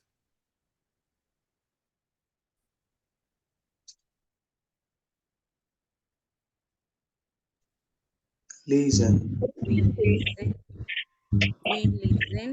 Wir lesen. Ihr Lesen. lest. Sie Lesen. lesen. Well done. And next up, the last one, we have sprechen in plural. Expression. Wir sprechen. Expressions. Ja, ihr Expression. sprecht. Well done. Und Sie Expression. sprechen. Well done. Okay, and now we have it. You see, the plural forms, they are all regular. Only in singular we have some irregularities. I will read them out, all of them now. Ich spiele, du spielst, er, sie, es spielt. Wir spielen, ihr spielt, sie spielen. Ich arbeite, du arbeitest, er, sie, es arbeitet. Wir arbeiten, ihr arbeitet, sie arbeiten. Ich lese, du liest, er, sie, es liest. Wir lesen, ihr lest, sie lesen. Ich spreche, du sprichst, er, sie, es spricht. Wir sprechen, ihr sprecht, sie sprechen. So these are the verbal conjugations of verbs that are mostly regular. The only irregularities were here in second and third person singular, where we had a slight change in vowels. These irregularities, you have to study them. You have to know them. For the first two, you can deduce everything from the pattern. You only need the verbal stem and then everything else is clear. For irregular verbs, and this is something you have to mark down when you learn a new verb, whether it's regular or irregular, you have to write down in what form it is irregular in order to memorize the irregularity and then apply the verb correctly. All right. We have 3:26.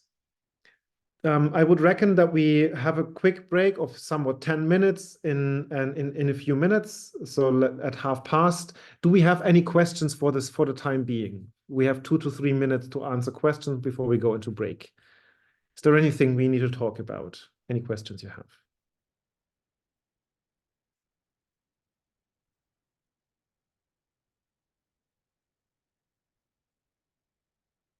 Okay.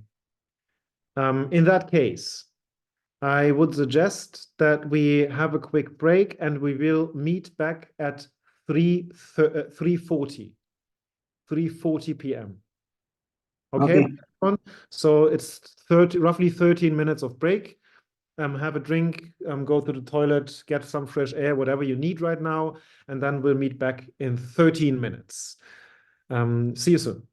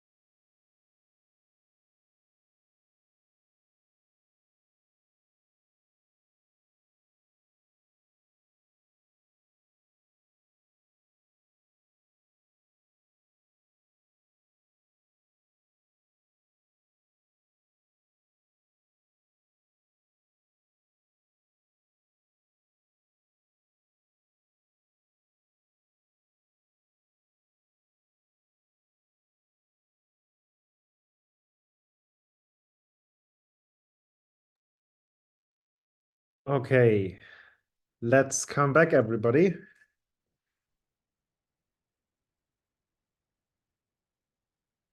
Perfect. So break's over. We have roughly 1 hour left until Anya will take over and talk about organizational issues and a reflection of the day. And I would like to use this 1 hour to once more do 1 to 2 exercises on the top of verbal conjugation and of writing down basic sentences. And afterwards, we will have a roughly 20-minute vocab session where we talk about languages, nationalities, and countries, and how we refer to those units, what similarities we'll find there, and what differences there are. I would also like to teach you about all the languages that you speak and about how to talk about your language capabilities and where you're from and what your nationality is. That is quite an important skill when being abroad, but also in the context of work, to be able to reference all that. Okay, so we left off before the break with the exercise in the chart where we added all the conjugations of the verbs that we learned today. And what we will do now is we will have a look at 2 more exercises. One exercise is dealing with conjugating verbs, and the other one is dealing with writing down sentences. I will share my screen as I always do, and then you can see that we have the 2 exercises F and G here. And for exercise F, you can see that there is a number of brackets, and these brackets we will tackle now. You see for the first bracket here already, ich höre sehr gern Musik. We have in brackets the word hören, and in the beginning of the sentence we have the pronoun ich, which means we have to conjugate the verb hören according to the subject ich, first person singular. So we get rid of the suffix from the infinitive form and add an e. Ich höre. Ich höre gerne Musik. We will now try to fill in all the blanks. And I would say we start with the number 1, Nummer 1. And then the second half of the sentence. It's always one thing the person likes and one thing the person doesn't like. How about the second half? We can see in the bracket the verb lesen. Who would like to read out the sentence and try a solution? Wer möchte lesen und konjugieren? Amal.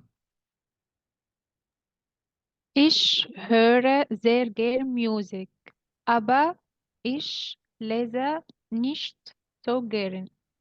Aber ich lese nicht so gern. Korrekt. Well done. Ich lese is the connection here. Nummer 2. Who would like to read number 2?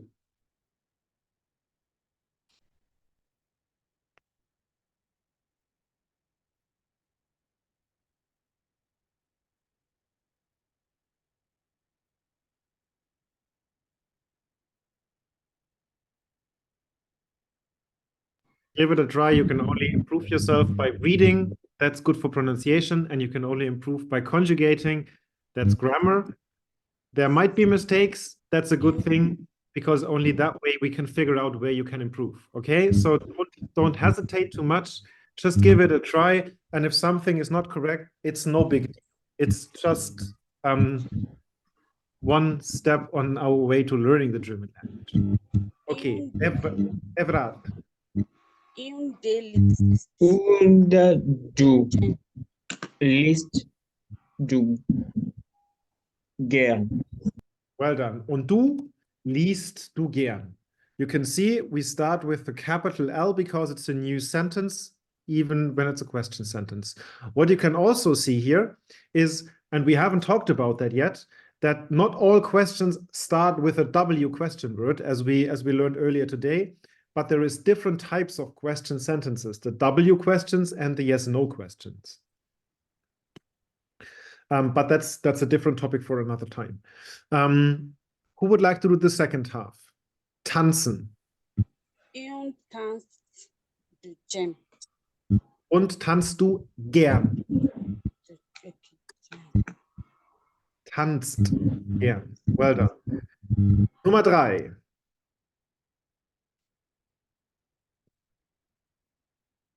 Who would like to do number 3? Number 3. Yes. Andrea spielt gern Football und sie liest auch gern. Auch. Auch. Okay, let's fill it in. Andrea spielt gern Fußball. Sie spielt, Andrea spielt. It's called Fußball, not football. Fußball in German. Und sie liest auch gern. It's only 2 sounds here for auch, which means also. Au und ch. Auch. Okay, Nummer 4. Sophie und Tom. Who would like to do it?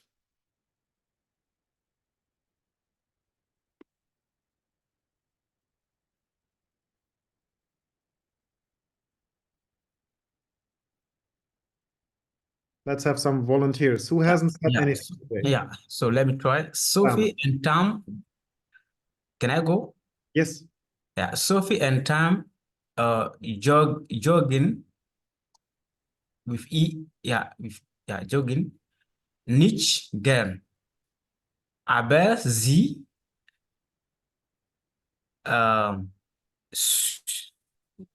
schwimmen.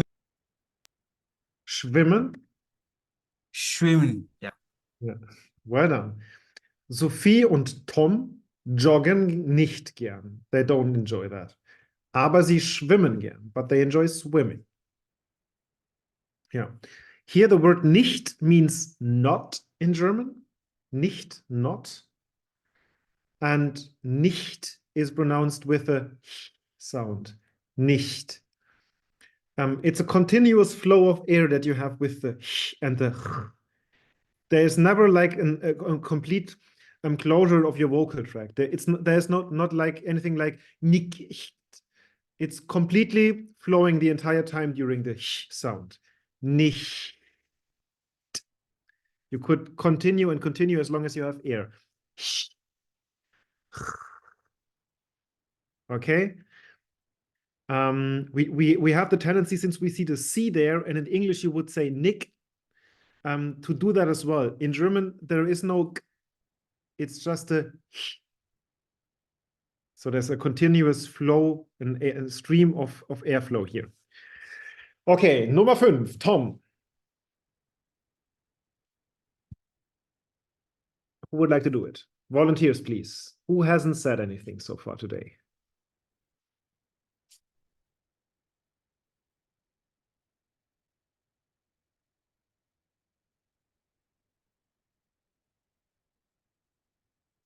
Come on, everybody, use your chances to read out and to pronounce things. This is a big group. I'm the only person who is allowed to speak all the time. Use your chances.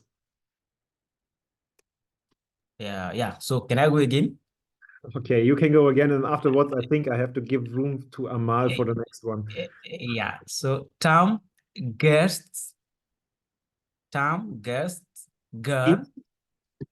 Yeah, guest or guest. Are you sure about the ending here? Yeah, it's for the third person. Or what do we do with the third person? Guest. Guests. Guest, not guest. Only a T. Only Guest. Third person singular is only adding the T. Yeah. Geht. Gate. Girl in Kino and her horn. Girl music. Horn. Horn. Heard game music. Heard. Also, only the T. It's both third person singular. Both is talking about one person. Hört. Geht, hört. Okay, and then here have a look at und er. You really have to have the U and the E. Und er hört. German vowels are always quite clear, right? We have A und O und U und E und I. So we really have to pronounce those vowels. They're quite important. We rely on them because German words have many consonants. So the few times that we actually have clear vowels, we need them to separate words and to separate syllables. So pay attention to the vowels and pronounce them quite strongly. Nummer 6. Who would like to do number 6? Amal, let's go. Und ihr, Markus and Peter, kochen ihr gern. Because plural. It's plural, but which type of plural? Kochen. What's the subject here? I think sie. Do Wir. you see an ear, right? Yes. We even have it 2 times. Ear and ear.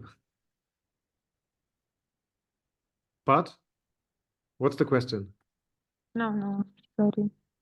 So how do we conjugate with ear? Non-capitalized ear. Kocht with ihr. So it's a direct addressal. This person who is talking right now, this person is addressing the question to Markus and Peter, so to 2 people, 2 men. So okay. Talking to a group of people. Ihr kocht. Okay. Nummer 7. Anyone who would like to do it? Nummer 7. Who hasn't talked to me today so far? Nina, can I go on? You can go, Victor, yes? All right. Nina on ish, where, reason, gern. Reisen. EI is I. Reisen. Oh, okay, Eisen. Yeah. On. Go on, yes? On where, photography. Fotografieren, yeah. Again. Well done. Reisen, fotografieren. And once more, please pay attention to all the vowels. This here is not an und, it's an und. Okay, you have to have a clear U. Und. Wir fotografieren gern. All right, let's have number 8 then, the final one for exercise F. Who would like to do it?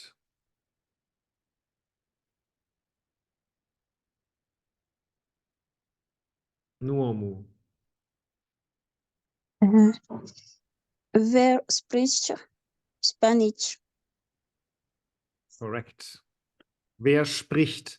So if we ask something like, if we ask a question, who is capable of doing something, it's always it's always in singular, even though it might be several people, but we give room to the option that it might also only be one, right?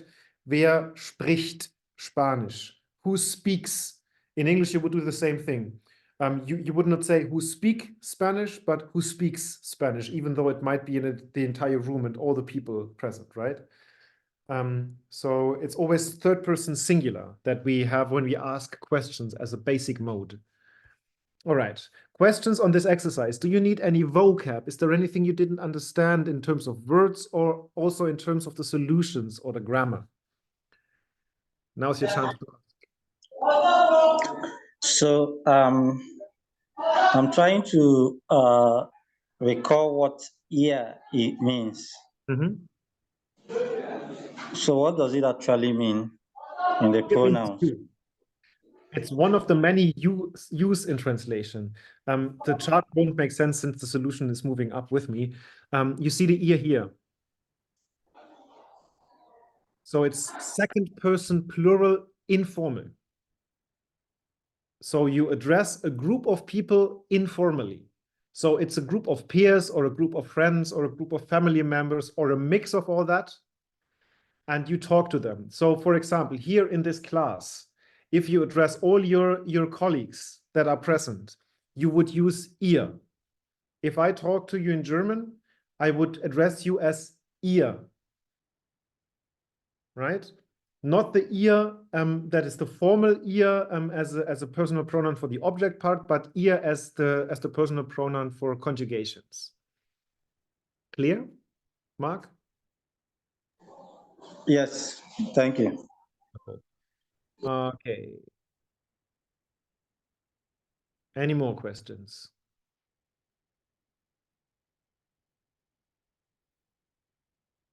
Right. Sorry. In that case, because you mentioned formal, in that informal rather, right? Yes, informal. Informal or formal. Here so the formal C and the formal ihr are always capitalized. Right? So we have a capital I or a capital S. If we don't have capitalized versions, then it's always the informal variant. Oh, okay. Here you can see the ears, they are not capitalized. So we are talking about second person plural. We address a group informally. Okay. Okay. Thank you. Right. So let us move on to exercise G. This time it's not about filling in the blanks. This time it's about writing down sentences. Here you can see, schreiben Sie Sätze. Schreiben is the German word for to write. Schreiben, to write. Let me put that on screen as well.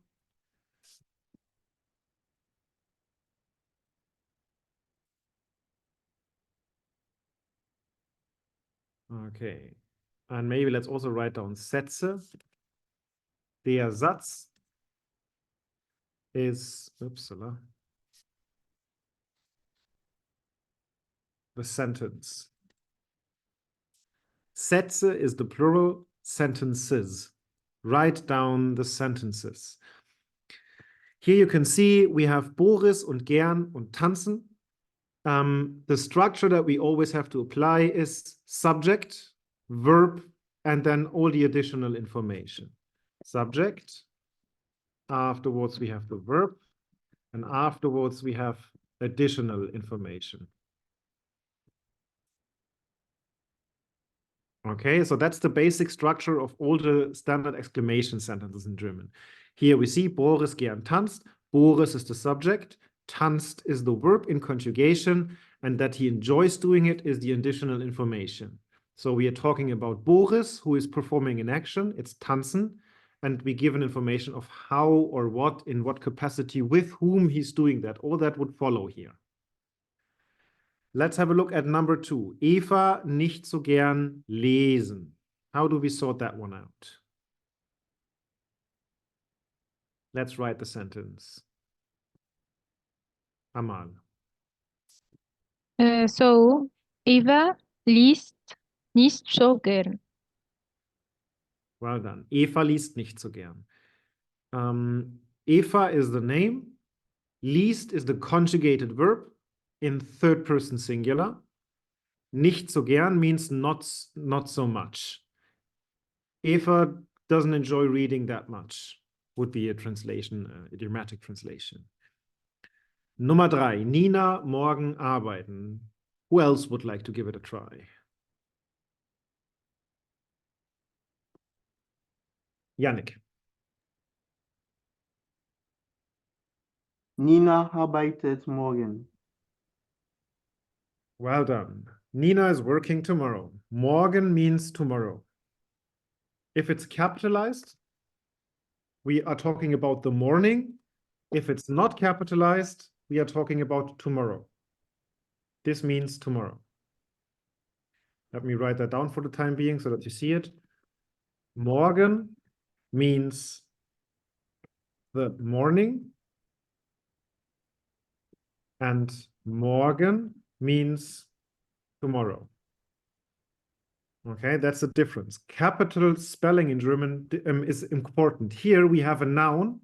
In German, you might have noticed that already. all nouns are capitalized. All of them. All names, all nouns are capitalized. Here, morgen is not a noun, so it's not capitalized. Tomorrow is not a noun. Let's maybe point that out once all over again. Have a look up here. We have Musik with the capital letter M. Fußball with the capital letter F. Kino, cinema with the capital letter K. Then we have names, Tom, Sophie, Andrea, Markus, Peter. So names have the same status as nouns, Sophie. Then the name of the language, Spanish, also capitalized. I think it's quite obvious, right? Every time we talk about nouns or we have a name, we capitalize those. Another thing that we capitalize is the beginning of the sentence, and we capitalize the ear and C for the formal variants.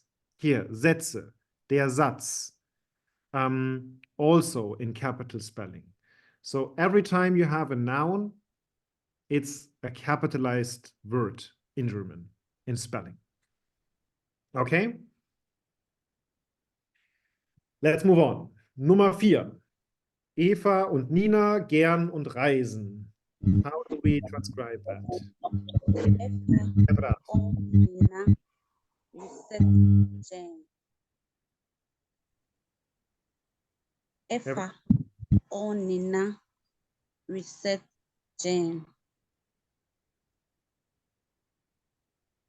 Okay. Eva und Nina reisen. It's not the English G, it's G. Gern. Yeah.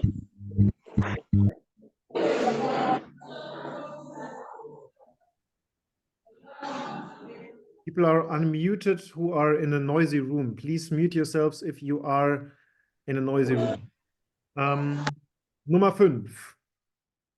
Eva sprechen gut Deutsch. Who knows the solution? Okay, let's go on, Mal. So Eva spricht Deutsch sehr gut. Sehr gut sogar. Very good. Of course, the sehr was not here in the sentence. Here we have two options. We can also say, Eva spricht sehr gut Deutsch. Eva speaks very well German. Both would work. Or as a matter of fact, we don't have sehr. All right, and the final one, Nummer 6. Boris nicht gern kochen. Who would like to do it?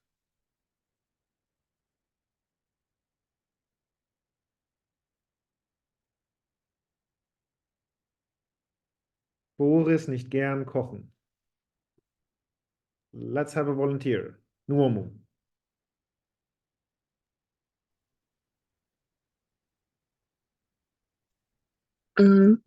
I can see your screen.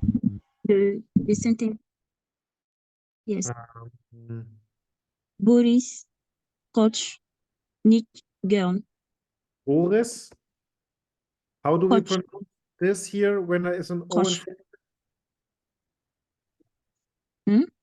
How do we pronounce this verb if there is an O in there before the CH? Kocht. Kocht. Not kocht. Kocht. Back here. Kocht. Okay, kocht. That's it. Well done. Kocht. Boris kocht nicht gern. Nicht gern. I know it's different because here we have the sh and here we have the ch. And then we have also the R sound, which is a r, also in the back here. So there's many sounds that are produced at the same space. Boris kocht nicht gern. Sounds awful, right? Well, that's the German language. We won't change it. Okay, so now you can see we start with the subject, we come to a conjugated verb, and at the very end, we have to add all the additional pieces of information. You did all the conjugations here quite good. So I think we got that down. Is there anything we need to talk about? Any questions before we move to a different exercise?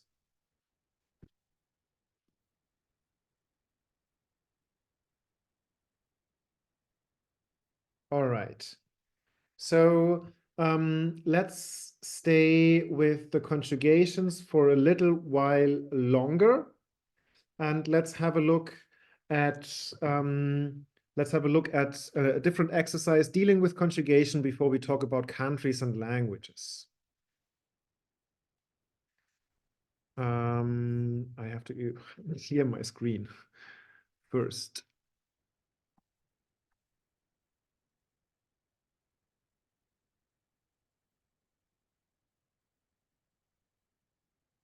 Here we are. Okay, so I would like to have a look at the exercises over here. We will do exercise B and exercise C. Maybe we will even manage to come to exercise D, but let's stay with B and C for the time being. How about exercise B? What do we have to do here? Was ist richtig?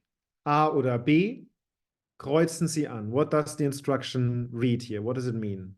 Was ist richtig? A oder B? Kreuzen Sie an. Amal? Which the right option, A or B? Cross it, all fill in the blank. I don't know. Kreuzen? What is in der Kreuz?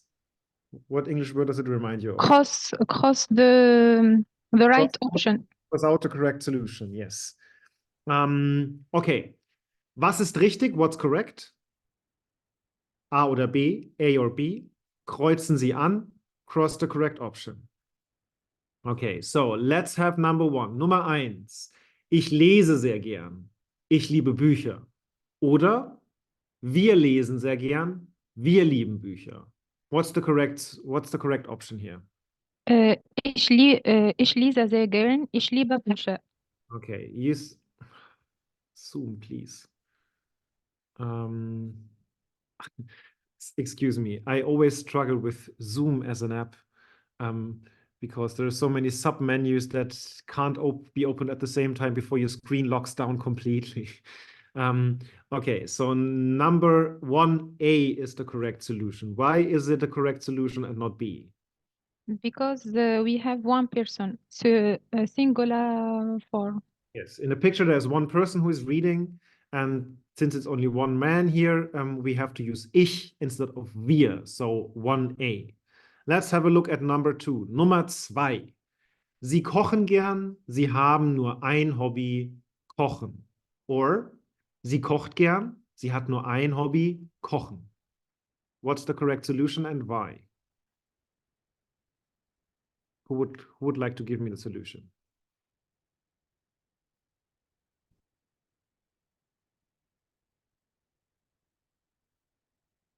Anyone? Sie kocht gern, sie hat nur ein Hobby, kochen. Sie kocht, not kochen. Okay, why do you decide for that? Because the singular also. Right, one person, and singular conjugation here would be kocht. Sie kochen would mean they, right? So here, this time it's B.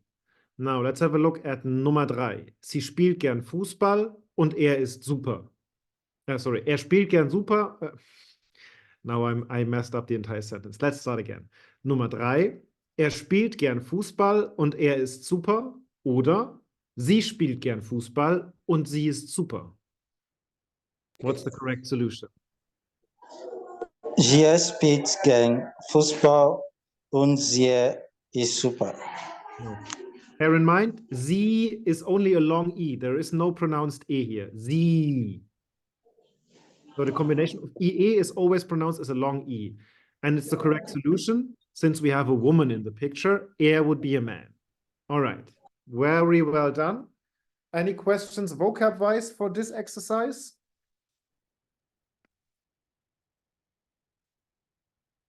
Okay. So let's move on to exercise number C. Haben, what does it mean? Haben. Yes. Have, in English, have. I have. Yes, to have something or to own something can also be the topic, but where do you read that?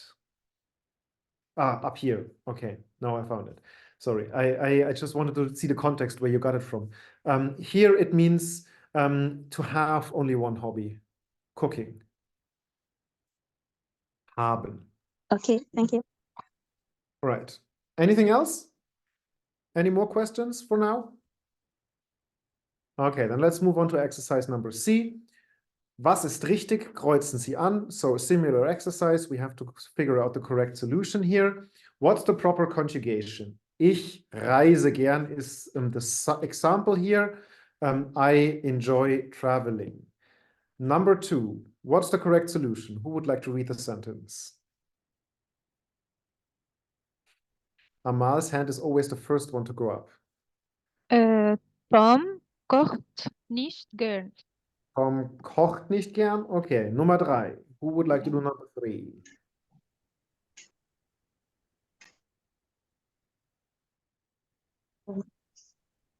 Nina singt sehr gern.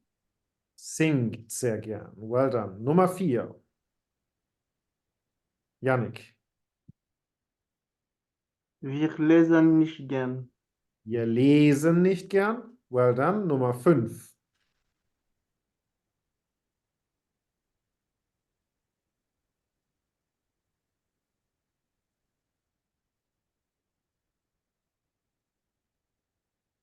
Efrat. Tom Tom and Marcus. und Markus spielt gern. Tom und Markus spielt? Spielen Spielen. gern. Hey, we talk about them. They enjoy playing. Okay. Nummer 6. Und du? Who would like to do it?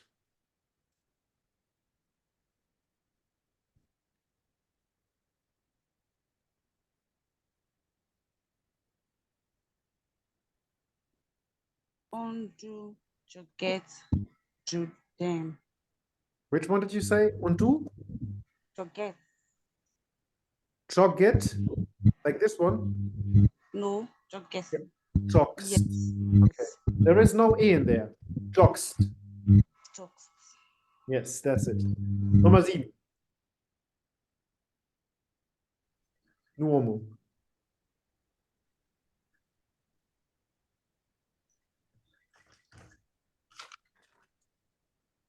Nuomo?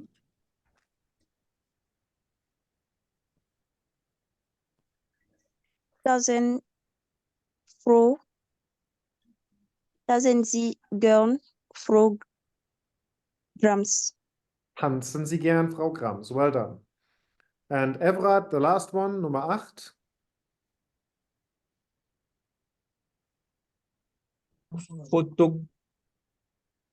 Fotografiert. Yes, gern. What did you say of the two? Was there an S or no S? The second one. The second one, no S. Fotografiert. Fotografiert. Yes. Yes, gern. Well done. Pronounce it precisely. I mean, if the difference is only that teeny tiny S, you have to be particularly precise at the very end of the word. Fotografiert ihr gern. Well done. All right. Questions on this exercise? Any words? Any things you didn't understand?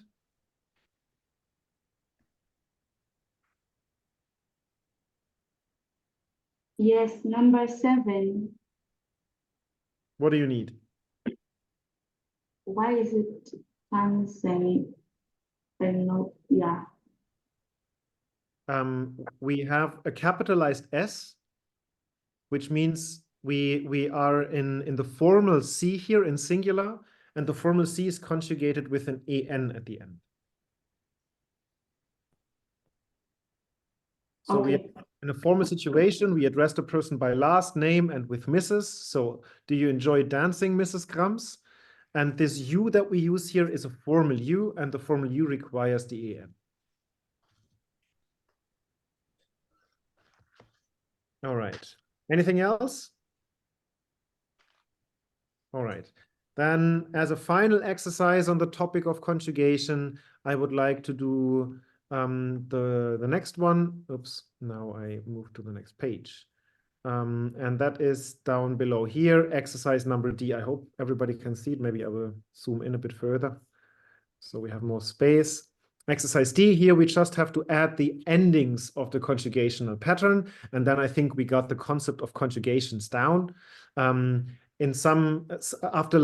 our session tomorrow, I will also upload another explanation and grammar video on the topic of conjugation. So if there is anything unclear, there will be more exercises and more explanations that you can have a look at. But for now, I think we will be settled. And Nina Jogengan. Right, so let us fill in the exercise. Was machen die Leute? What do the people do? Ergänzen Sie die Endungen. Ergänzen means complete.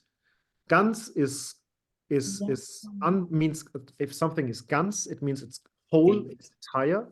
Ergänzen means to make it whole or to complete it. Ergänzen Sie die Endungen. Complete the suffixes.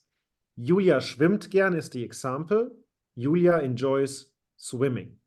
Nummer 2. Julia und Nina. What do we add here? Just say it out loud. Whoever wants to. Just talk to me. We don't have to raise hands for the teeny tiny endings here. Julia and Nina joggen gern. Joggen gern. Korrekt. Nummer 3. Niklas gern ins Kino. Niklas?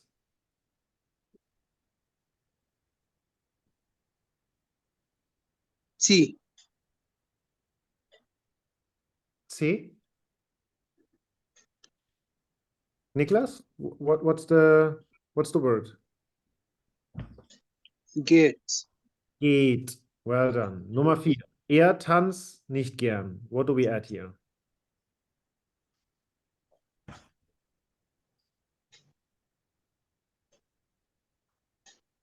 Tanzt. Tanzt. Well done. Er tanzt nicht gern. Nina und Niklas gern Musik. Hören. Hören. Nummer 6. Fotografiert ihr gern? Fotografiert. Fotografiert? Fotografiert. Pronounced T. Fotografiert ihr gern? Ich sing nicht. Ich singe nicht. Ich singe nicht. Nummer 8. Wir lesen viel. Wir lesen viel. Lesen viel. Nummer 9. Koch ihr gern?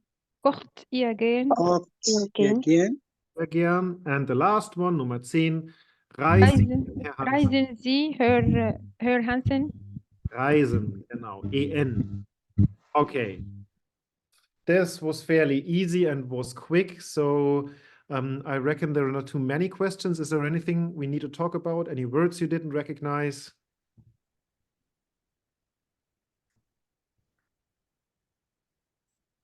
Okay. Wonderful. Perfect. So we have some 20 minutes to go. Let us have a look at the final topic for today now. And the final topic I brought along is the topic of countries, languages, and nationalities. That's what we will be talking about for the remainder of today's session. And I would like to do so by means of a small reading exercise. Don't be afraid of that, since we are anyways not yet capable of reading overly long text. What I have prepared for you is also not overly long. I will once more, for the final time today, share my screen. And this time, what you will see here is the upper half of this double page. There is 6 people, and these 6 people have short texts attached to their portrait images, and in these short texts they talk about Länder und Sprachen. Länder und Sprachen. Do you know what Länder und Sprachen means? Who can translate that? Landa, it means the place which he lived in the place. Okay, what type of place? The capital, his capital. And the Sprechen His language, the mother language. Okay, Sprachen means languages, not necessarily the mother tongue, but just quite generally languages. Länder doesn't mean the place you live in. Länder is the country. Country. The So we have country, yes. countries and languages. That's it. Countries and languages. Both in plural here. In singular, it would be Land und Sprache.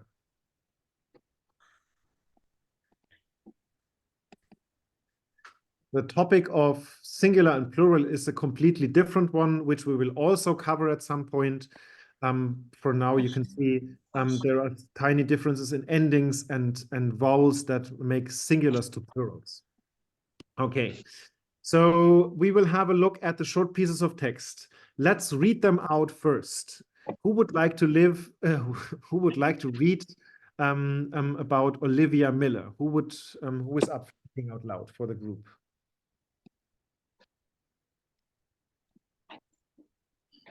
Olivia Miller comes out down USA.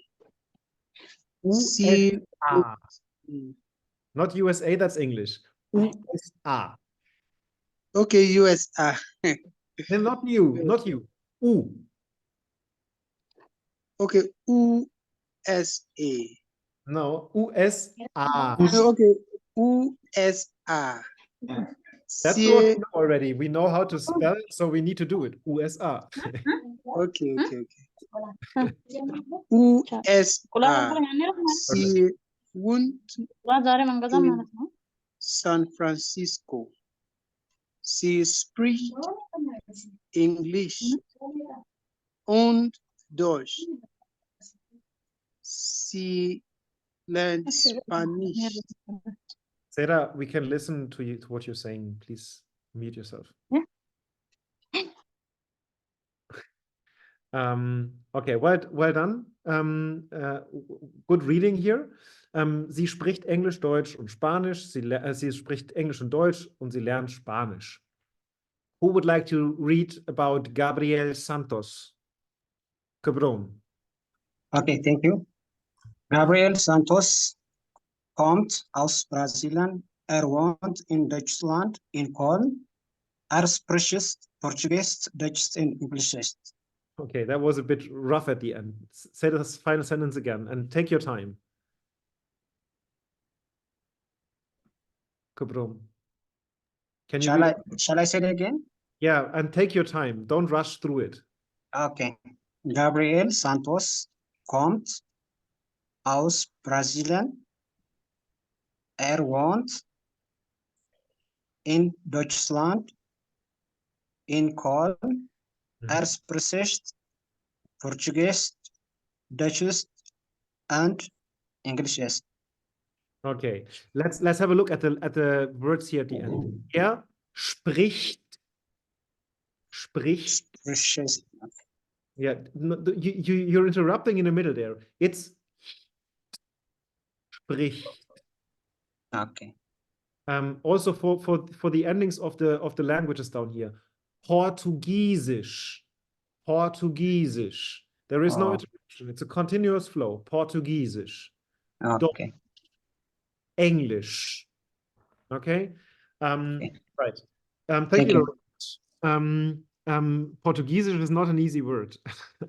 At first sight, it looks super long and super complicated, and there's so many consonants in there.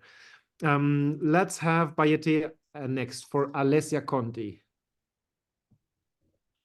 Alessia Conti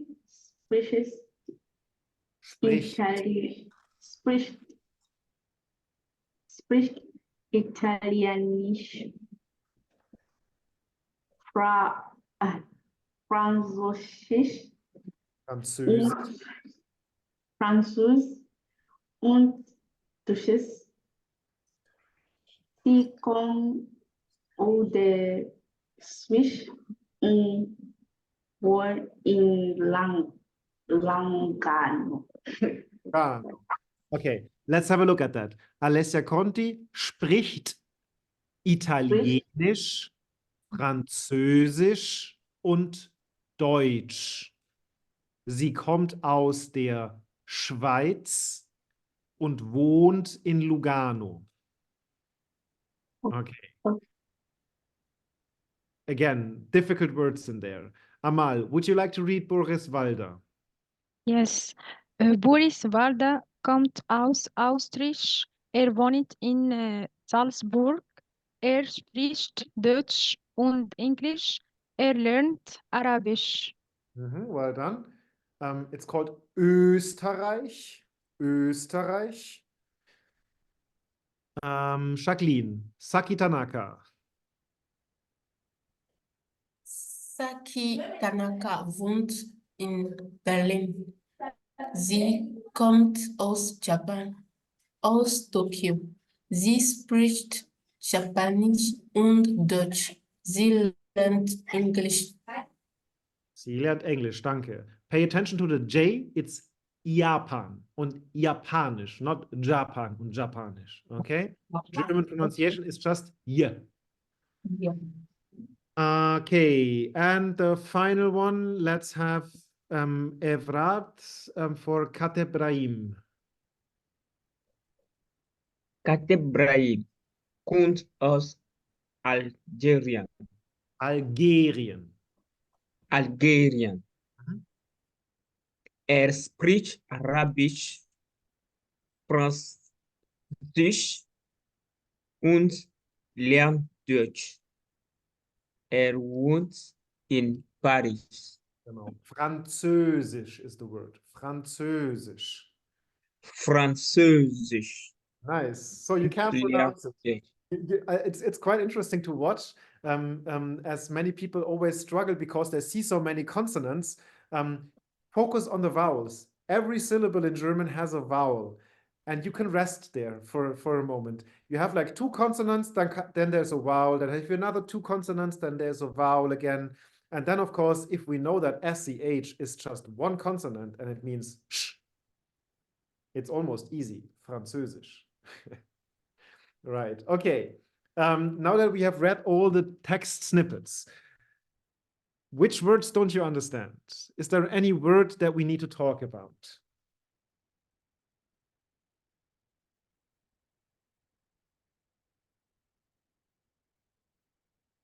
Did you understand from context what the text snippets were about? I know that we covered countries and languages, Land und Sprache, so we know the general topic of the texts.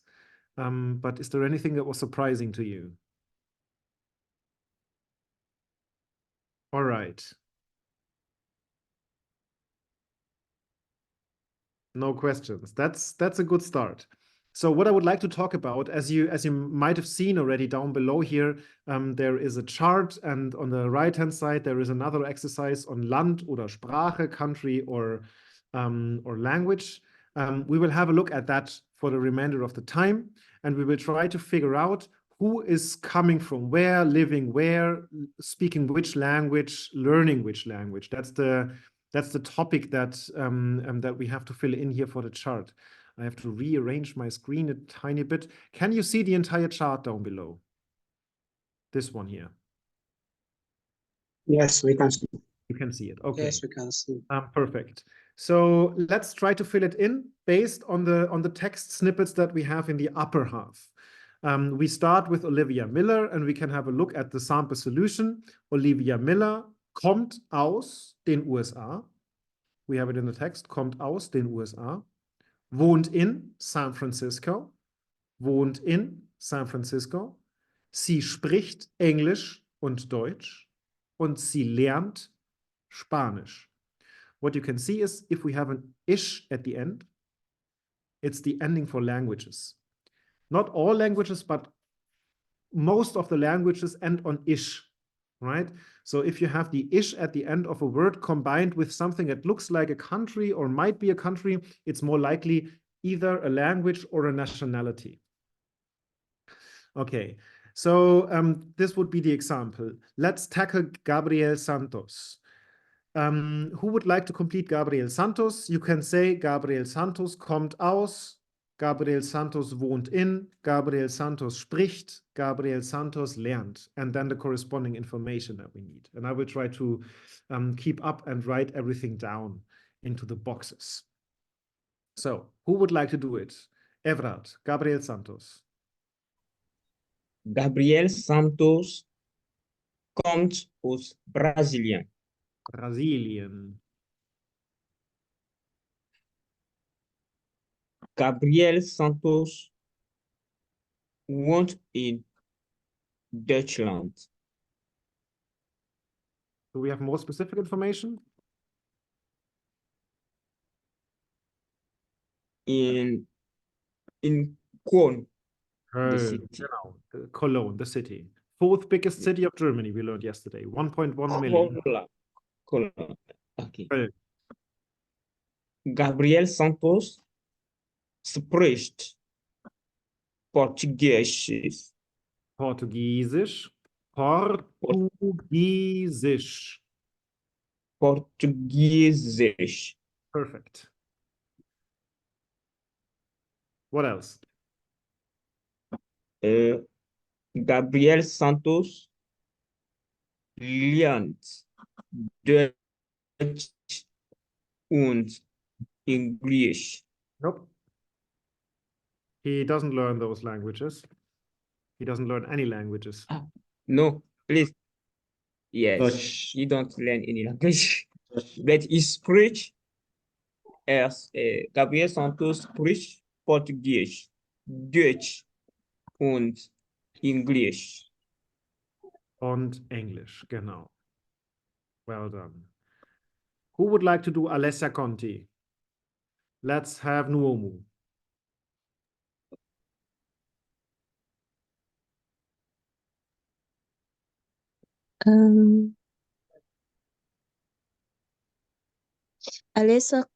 Alessia Conti kommt aus Schweiz.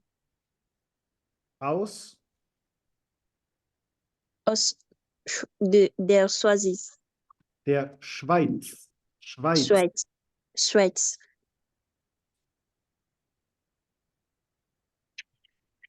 Sie wohnt in Lugano. Lugano. It's a city, yes. Sie spricht Italienisch, Französisch und Deutsch. Italienisch. Französisch. No, that was wrong. Französisch. Und Deutsch. And she learned any language. Und sie? That's all. That's all. She doesn't learn any languages. She already is quite capable of speaking 3. Those coincidentally are the languages that people speak in Switzerland. It's a country that has 3 national languages. Okay, so let's head over to Boris Walder. Mark, would you like to do it?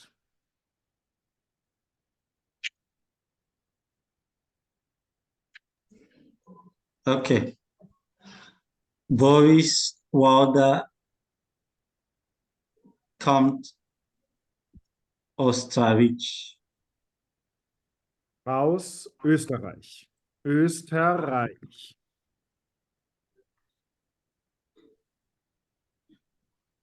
Boris Walder wohnt in Salzburg. Salzburg. Salzburg. Boris Walder spricht Deutsch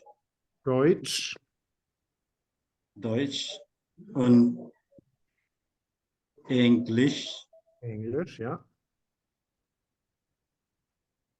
Boris Walder lernt Arabisch. Arabisch. Sehr gut. Well done. Okay. Saki Tanaka, Bayete.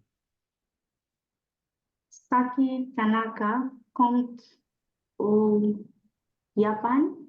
Aus Japan. Tokio. Sie wohnt in Tokio. Tut sie das? Oder Ja. sie kommt aus oder sie wohnt in? Kommt aus, wohnt in? Japan? Yes. Und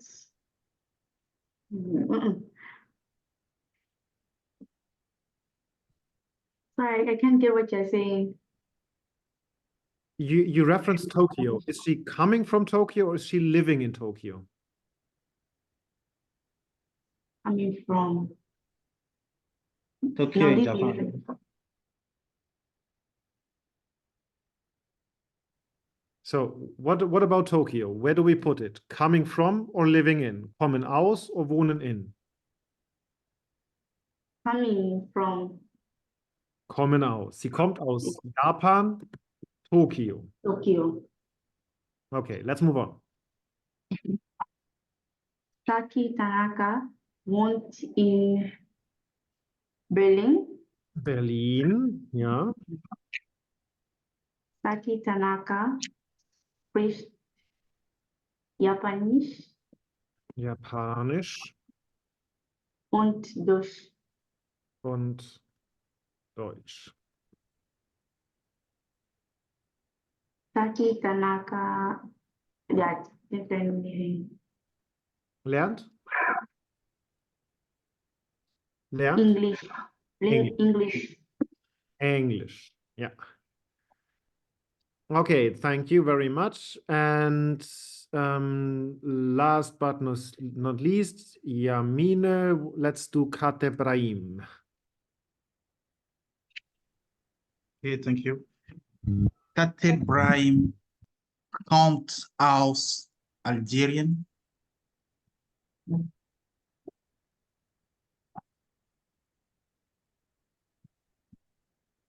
Spricht Arabisch. No, first we have to figure out where he's coming from. Okay. Wohnt in Alger.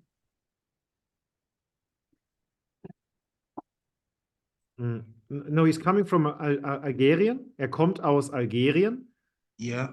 Now let's have a look. The next column here is about where the person is living. Where do you find that information in the text? Okay. In Paris. I'm sorry, I didn't find it yet. In Paris. In Paris. Yeah, have a look over here. The text is on the top right-hand corner. Kate Brahim. Yeah. The verb Okay, yeah. you're looking for is wohnt. Yes, okay. So, wohnt in Paris. In Paris. Spricht Arabisch. Französisch. Arabisch und Französisch. And lernt Deutsch. Und er lernt Deutsch, genau. Yeah. Well done. Perfect. All right. So what we can see here already is when we talk about languages, spricht language, we speak languages, we always have the ish at the end of the languages that you can see, right?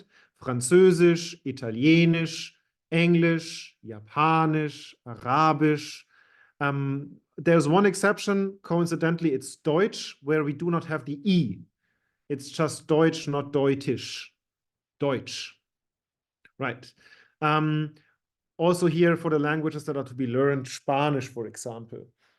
When we have a look at countries, it's not that clear-cut. We have quite a wide variety of names for the different countries.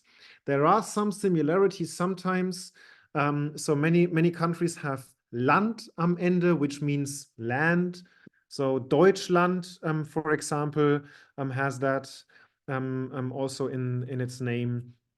Then we have a number of countries who have en at the end. We had Spanien earlier today, or Brasilien, you can see here, Algerien, So there is the Ien at the end. And then sometimes we even have Reich, like Österreich, Austria. Reich is the German word for empire. So at some point, these countries claim to be an empire. For example, Austria, Österreich. Similarly, we have Frankreich for France. Frankreich. In German, there is Reich at the end. It's not just France, but the French Empire. Those are the majority of countries that share these suffixes or endings. We have Land, we have Ien, we have Reich, and for many Central Asian countries, we also have Stan, like Afghanistan and Pakistan and Uzbekistan and so on and so forth. This is another ending that I think we do not have it here on the screen right now. Okay, so this is a key differentiation here when we talk about languages. We have a similar stem of the word, but at the end we have the ish. For countries, we have several different endings, and we have also a lot of countries that have a completely different ending, right? Japan has the RN at the end, for example. Then for the USA, the USA, we have the abbreviation, and then there is a number of countries that are quite irregular. If you have a look at die Schweiz, Switzerland, die Schweiz ending on "-eitz", so not easy to detect here what the ending actually might be. And if you have a look over here on the right-hand side in the boxes, we also have die Türkei, Turkey ending on "kai", is another example. So as a final exercise for today, I would like to fill in this chart over here. We have a number of terms that might be countries, that might be languages, and we have to complete the chart. You can see we have Deutsch und Deutschland. Deutschland as a first solution is already indicated for the language Deutsch as the corresponding part. What do we fill in for Österreich? Which language can we add here? Who has an idea? Deutsch. Also Deutsch. We talked about that yesterday. Perfect. Die Schweiz, you can see in Schweiz, we have a number of languages: Französisch, Italienisch, Rätoromanisch, Rätoromanian. Not that many people, but it's still being spoken. And then what language is missing here? Deutsch. Again, also Deutsch. Those three together make up the Dach region as we introduced that yesterday. I quickly want to erase the two Deutsches here from our list, and Deutschland also. All right, next up, Französisch. What's the matching country for it? Frankreich. Frankreich. So you see here, Reich at the end, Frankreich. Next up, we have Brazilian. Which language do people in Brazil, in Brazilian, speak? Portuguese. Portugiesisch. IE is always a long E. Portugiesisch. Wonderful. Okay, and then next up, Italienisch. What's the matching country? Italian. Italian, yes. Italian. For Spanian, what languages can we add? Spanish. Spanish. Well done. So let's quickly add this here and Spanish. On the right-hand side, Polnisch as a language. Polnisch. Poland. Which translates to Poland. Polen in German. Die Türkei, what's the language? Turkish. Turkish. Well done. Then next up, we have Russisch. Russland. Russland. Russland. Russland. And what about Algerien? Arabisch. Arabisch. Arabisch. Japan? Japanisch. Japanisch. Und die USA? English. Okay, and I think now we've got everything from the words up above. Here we have mein Land, my country, und meine Sprache, my language. So of course, what I would like you to do and what I would like you to research until tomorrow is what your own country and your own languages that you can speak, what they are called. I know we all are capable to a certain degree of communicating in English. I know that some of you also might be capable of communicating in French. But then, of course, there are other languages, maybe Swahili and I don't know, many local languages and specific dialects. So have a look online and try to find out what they are called on German. And tomorrow we will start with a specific dialogue where we also try to describe where we come from, where we live, which languages we speak, which languages we learn. There is one we share, German. And then we will talk to each other in breakout groups and try to figure out how talking about ourselves, talking about where we're from, what we do, what we can do and cannot do and would like to do, how that works out in a conversation. That is, from my part, everything so far, except maybe for a last opportunity for you to ask questions. Is there anything on this final segment on languages and countries that you didn't understand? Any word that you don't understand that you see on screen right now? Now's your chance.